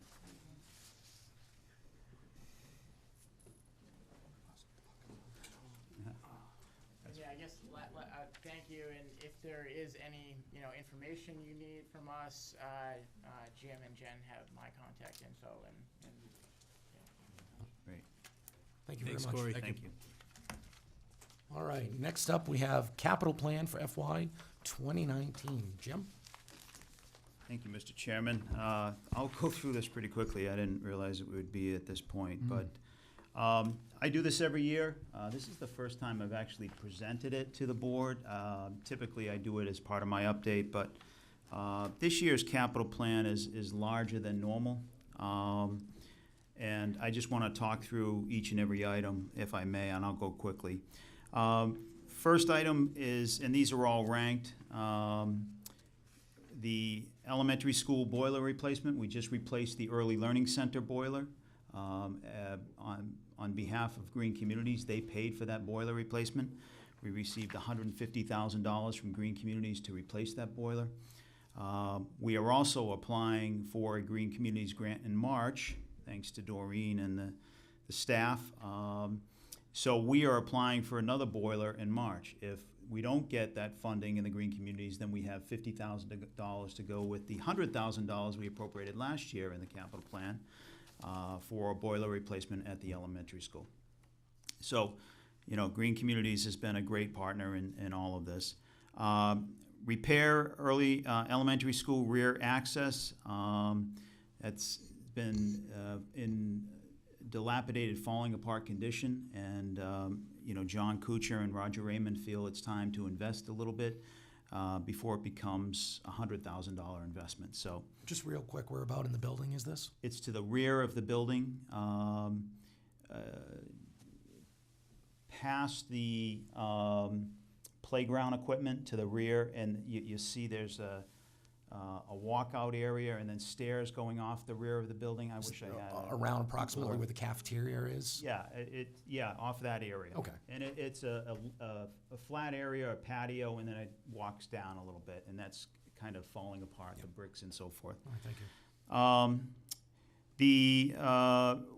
We've decided to invest additional money in the elementary school and early learning center sidewalk. Last year, we appropriated $30,000 as the capital plan. We never went out to bid with that because we realized after consultation with Andrews Engineering that the cost would be much larger. In addition, what we plan on doing is dealing with the accessibility, handicap accessibility to that elementary school and early learning center. So through a couple of different sites, we're going to address that. The library, we currently are planning on spending $45,000 on the sidewalk repair right now. If you go down there, the concrete sidewalks kind of folding and buckling in different areas. Handicap accessibility is kind of questionable. The slope doesn't meet handicap regulations.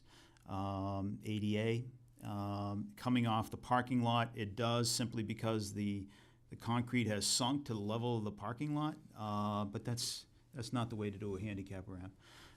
So we're gonna address that. We're gonna have engineers involved with this, but that's a significant amount of money. In addition, we plan on putting a sort of a hip roof structure over the entrance to the library to prevent further damage. What happens is the water runs off the top of the roof and splashes down on the concrete, and then rots out the door that is entrance to the library. And you see the current door is rotted out, and we're going to replace that door. What we'd like to do is to do a handicap accessible door that you just press a button, the door will open, and provide access to the library. So, Perfect. Installation of smart boards. I say replacement. I just made that. It's not replacement. It's installation of new smart boards in the early learning center and elementary school for all those classrooms that don't have those smart boards currently. The middle school, high school all have smart boards in them, and we felt that it's important to do that campus-wide. This is a 3-year borrowing, so we will do a lease purchase agreement for these smart boards. We'll be able to get them all in year 1 and pay it off over the next 2 years. So this $80,000 represents 1/3 of the total payment? The true cost is probably more like $240,000 for the 3-year lease purchase. 2 membranes. This is for the sewer treatment facility down there. This is last year we replaced 3 membranes. This year we're replacing the final 2. Goddard Lodge rehab. We plan on going out to bid for Goddard Lodge in the spring, and hopefully this gets us over the top. We were very close last time, probably $20,000 away from awarding the contract. The problem is we didn't have enough of a contingency. Once we award the contract, if anything went wrong, we'd have no money to cover that. So rather than issuing a contract and going out and hoping everything goes well, we wanted to have extra money available. And we're also, Jen is working with Jay Gallant, our new designer, as well as John Kuchar, to make sure that we really tighten up the design so we can hopefully get a price that is approved. Technology. This is the 75,000 matches an E-rate at the school department, which is a 50% grant. So it's actually $150,000. The town is responsible for 75, and the state, through the E-rate program, comes up with another 75 to redo the wireless upgrade through the entire school system. And that's an important system with many individuals bringing in their own individual devices to the school.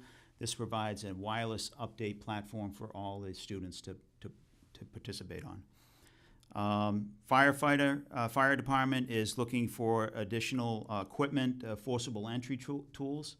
The school department is looking for an oil delivery system at the early learning center. Apparently the tank is separated from the building and it needs an oil delivery system to transport it, similar to what exists here at Town Hall. We need an oil delivery system from the tank to the operating system that we have here. Feasibility study for the police station. This is for the old police station, the current police station, which will soon be the old police station. And we need to have somebody take a look at this as for all the needs and the the wishes of different departments. I have a thought. I know we had brought it up at department head meeting this morning, and other department heads have thoughts on this space. People are trying to, Everybody wants a I want piece. to I want to have this office over here. Well, that's not the way we want to do it. We want to hire somebody independent to come in and take a look at it and interview different groups and come up with their recommendation ultimately to the Board of Selectmen on what they feel would be an appropriate use for that facility. Gilmore Drive LED lights, this is an outstanding item that we've talked about in previous board meetings, that the town agreed to purchase and install lights. We've converted to LED, so there'll be LED lights on Gilmore Drive, and that's the additional work that National Grid needs to do to bring the system up to code. Wood chipper at the highway, that's a typical capital request from the highway department. I've also, and it's not part of this capital plan, I've also approved $10,000 to the highway for a heating boiler system down there. Their current heater, waste oil heater that they had down there has kind of met its age, and we want to properly heat that facility for the individuals that work down there. I think they more than deserve it. Yeah, I agree. It was only in there in the 70s. Yeah, well, yeah, right, yeah, it's been there for a while, huh? Get its usage, right? I poured oil in it. Highway solar stop signs, our plan is to install solar stop signs at the four corners for the new police station at Putnam Hill Road and Central Turnpike. Those are solar stop signs and flashing lights. They're very, you notice them when you come up to them. Anybody that's driven through communities that have these, you notice them from quite a distance. So that's a small item. We had thought about applying for green communities, but we were told it's not eligible for that grant. And we also are planning on demolishing Shaw Barn. I know we presented that to the board a couple weeks ago or months ago. It's difficult to even think about it, but the cost to insure that it's just, and the barn is not any use that we really see in the foreseeable future for that barn. If we decided to rehab it, it would be, millions of dollars, and for what purpose and what use. So we don't really have that. So that's just a plan. Right now, it's kind of a rough estimate. John Kuchar needs to do an asbestos testing and determine whether that's enough money to take down that barn. So that totals roughly $694,000 on the capital plan. That's relatively typical. What's not typical is the other items, which will be separate articles. One from the transfer station for building materials. We recently built a porch out into one of the bays, if you will, out into the transfer station. They're now taking hard plastics. They are. They are. And that was the wood that was put around that plank, if you will, a gang plank that goes out to that facility. This is for roofing materials and other materials, that windows for the sheds, just basic repair materials that for work that will be done in-house, most likely.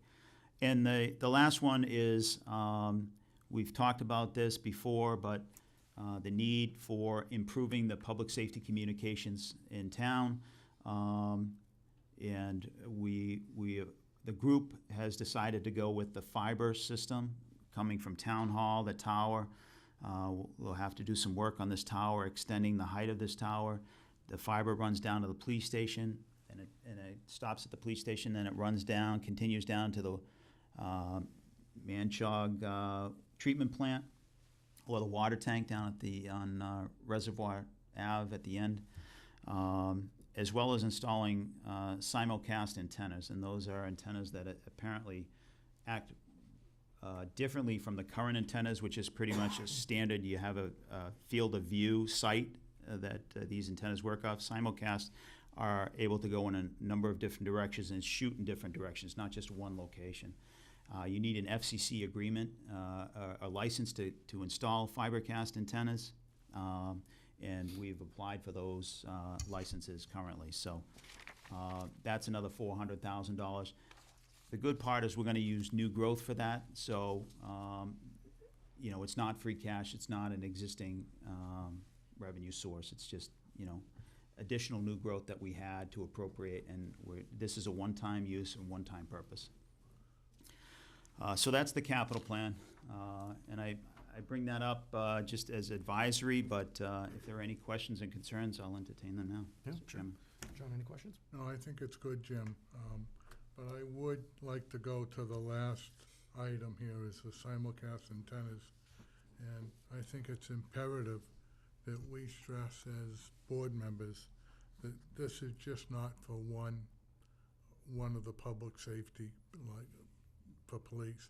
This is gonna take in the ambulance, the highway, the fire department, because every one of these public safety teams can give you some type of a story where they really needed this type of public safety. Yeah.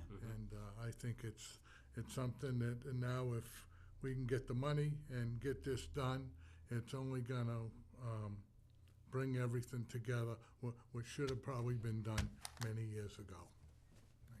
Thank you, John. Dave? Thank you, Mr. Chairman. Yeah, that's the item that I wanted to mention as well. I think I sat on the Finance Committee and John talked to me as police chief about some of the communication issues that we had around town, however many decades ago that was. And this is the right time to do this. We've been chasing this problem for years, and we're sitting on the cusp of an opportunity to resolve, what's really a significant safety issue in town. And I think the town should take this opportunity to fix it now. Thank you, Mr. Chairman. Thank you. Mike? Just one, now that I think that the fiber optics and antennas have been covered, the demolition of Shaw's barn, could we do a burn on that? We don't think so. We don't think DEP would authorize that.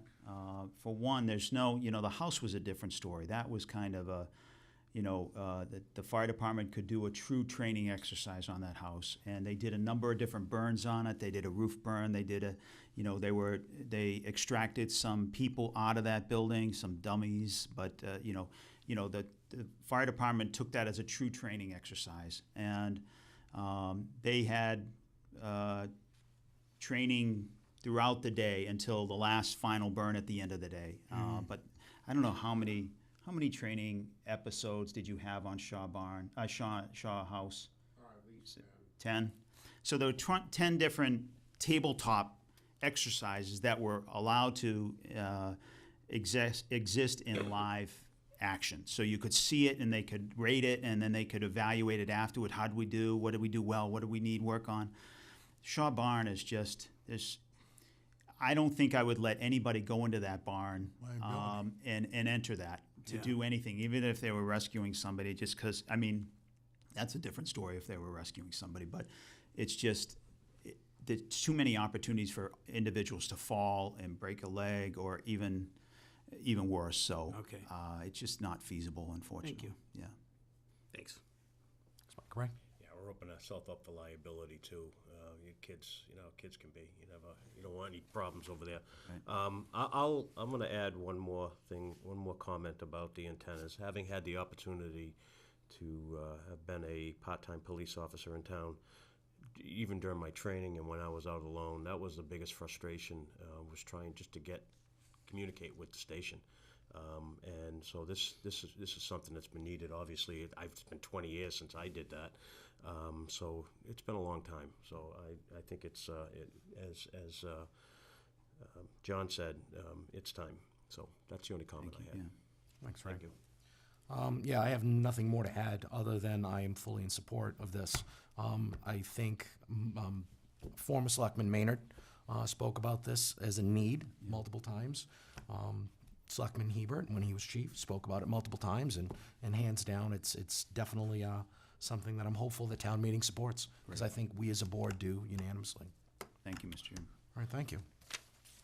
All right, next up, we have town administrators update. Jim? Thank you, Mr. Chairman. A few updates for the board. The first is, I just wanted to give the board an update on the electric charging station adjacent to the Rufus Putnam Museum. The town took over the billing system from the Historic Society. They paid the bill every month, $10 to $20 a month. then we had to do significant upgrades to the wiring system within the Rufus Putnam Museum, and install the chargers outside. Since that, the bill has gone up to $200 a month, or $2,400 a year. So a significant increase from the $200 a month they were paying to now $2,000 a year. $200 a year versus $2,000 a year. The stations are public, as it's a DEP requirement. It's required that they be public stations. We will install placards down on the base of the pavement so people understand it'll be limited just to electric charging stations. I put this out there just to be transparent, to let you know that there is a cost to these vehicles and to charge them and operate them. The benefit is that we got this funding from Green Communities. We've received over $650,000 in Green Communities monies. We're applying for another $250,000 this March. So we're getting a lot of money from the state. This is a little public service that we provide to the residents of this town as a free charging station. So, in addition, we had 2 town cars that use these charging stations. My town car, I think I used over $2,000 in gasoline from the highway facility. The other one, the fire department used another $2,000. So if you look at the exchange of gas versus electricity, we're saving money on that. But it's just a full picture for the board's consideration. Roadway Improvement Stabilization Fund. This goes back to over the summer at the goals meeting. Selectman Lemanik recommended this, and I think the board had some discussion on this matter, to create a capital stabilization fund for roads, and essentially a roadway improvements fund.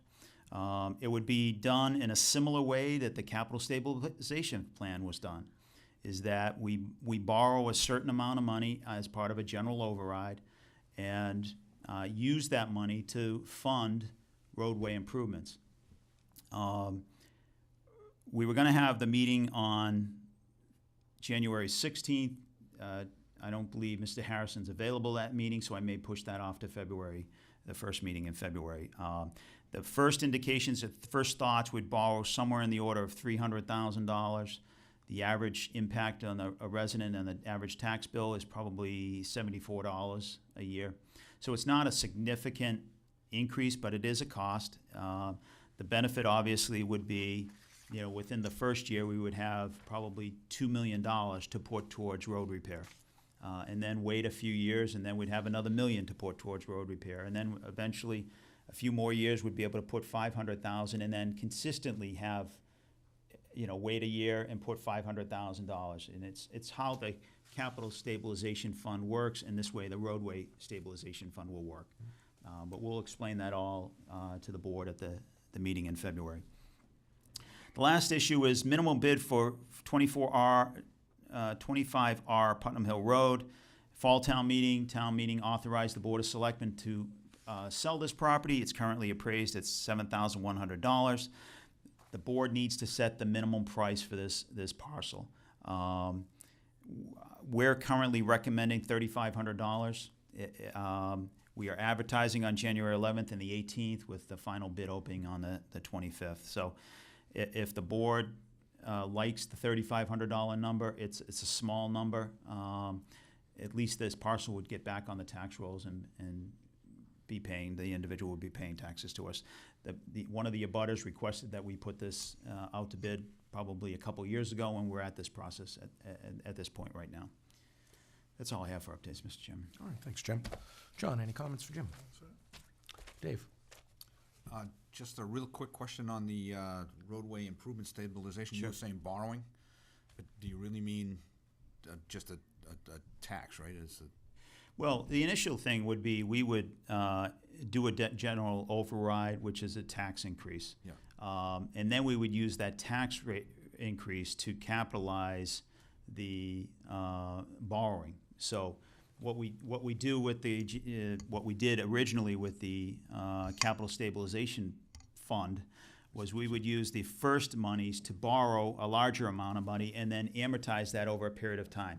I think the first borrowing was 2007, and we amortized that over a 10-year period of time. Yep. And then we bought $1 million worth of necessary equipment that the town needed prior to the stabilization fund in place. Got it. Thank So you. that's the thinking behind it. I guess, do we need to ask the board about the $3,500? Do we want to take a vote tonight? Yeah, I'd like if a motion, if somebody wants to make one. If Sure. So I guess I'd say, just for my part, the $3,500 sounds fine to me, so. All right, thank you. Thank you, Mr. Chairman. Mike? Thank you, Jim. And no questions. Thank Right. you, Jim, for the update. No questions, thank you. Thanks. Yeah, I really don't have any questions, but I definitely would entertain a motion on Dave's point regarding the $3,500 for minimum bid. Motion to accept the $3,500 for the minimum bid. Second? Hearing a motion second. Any further comments, discussion? All those in favor? Aye.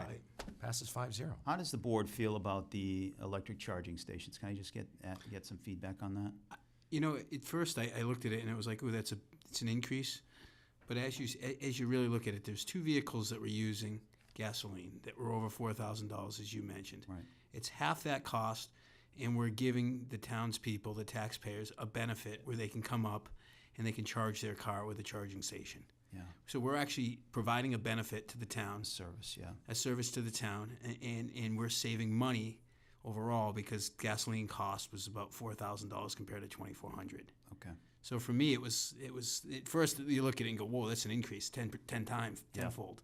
But then again, with the cost of fuel and the benefit to the townspeople, the taxpayers, it seems like it's a no-brainer. But Okay. And I'll amplify that. That's the only reason I didn't say anything. It's a no-brainer in my mind. I mean, it seems to be honest to wash, so. Plus, also as an added benefit, we're helping out the Historical Society, Yep. who relies completely on donations. So $200 doesn't sound like a lot, but they have to get that $200 from somewhere, so. you should put a can out there too, so when people use it, they can donate money for the Historical Society. That's a great idea. We should do that. Solicitation. All right, so we had the motion, we've entertained that, we've approved the move to accept the charging. So I think we might as well move on. If anyone has any announcements, roundtable, correspondence, business topics? John? None. Mike? With the snowstorm coming, don't crowd the plow. Be careful and just watch out for the highway department, as we mentioned tonight in one of the capital plan. Those guys do a great job out there, and we give them time to get out there during the day and do their job. Thanks, Mike. Right. Yeah, I'm gonna amplify that as well. I read social media, and some of the towns, you hear a lot of negative comments about their DPW. Our town does a great job. Our streets are safe. They do a great job keeping them clean and clear, and they deserve the kudos. So. Thank you. I'll echo that. In fact, one other thing we'd like to consider is that we actually have a lot of roads in our town, and we don't have a lot of number of vehicles out on the road.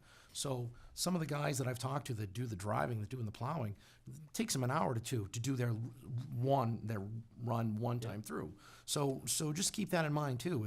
If the plow truck does go by and then suddenly it's starting to accumulate, they might not be able to keep up with it. So as Mike said and Ray echoed, let's give the guys a break, make sure you stay out of the way and be safe, so that way we can get the roads cleared. I do have one last thing that I'd like to end with, and that was the request from Michelle for the food pantry. They're looking good on foodstuffs, but they are needing some other essentials, such as hand soap, tissues, dish soap, laundry detergent, and because it is the cold season, we might as well throw in hearty soups as well. All right, seeing how we've reached the end, I'd entertain a motion to adjourn.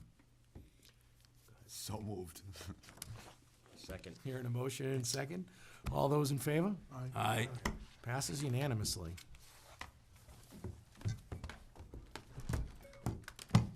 I erased.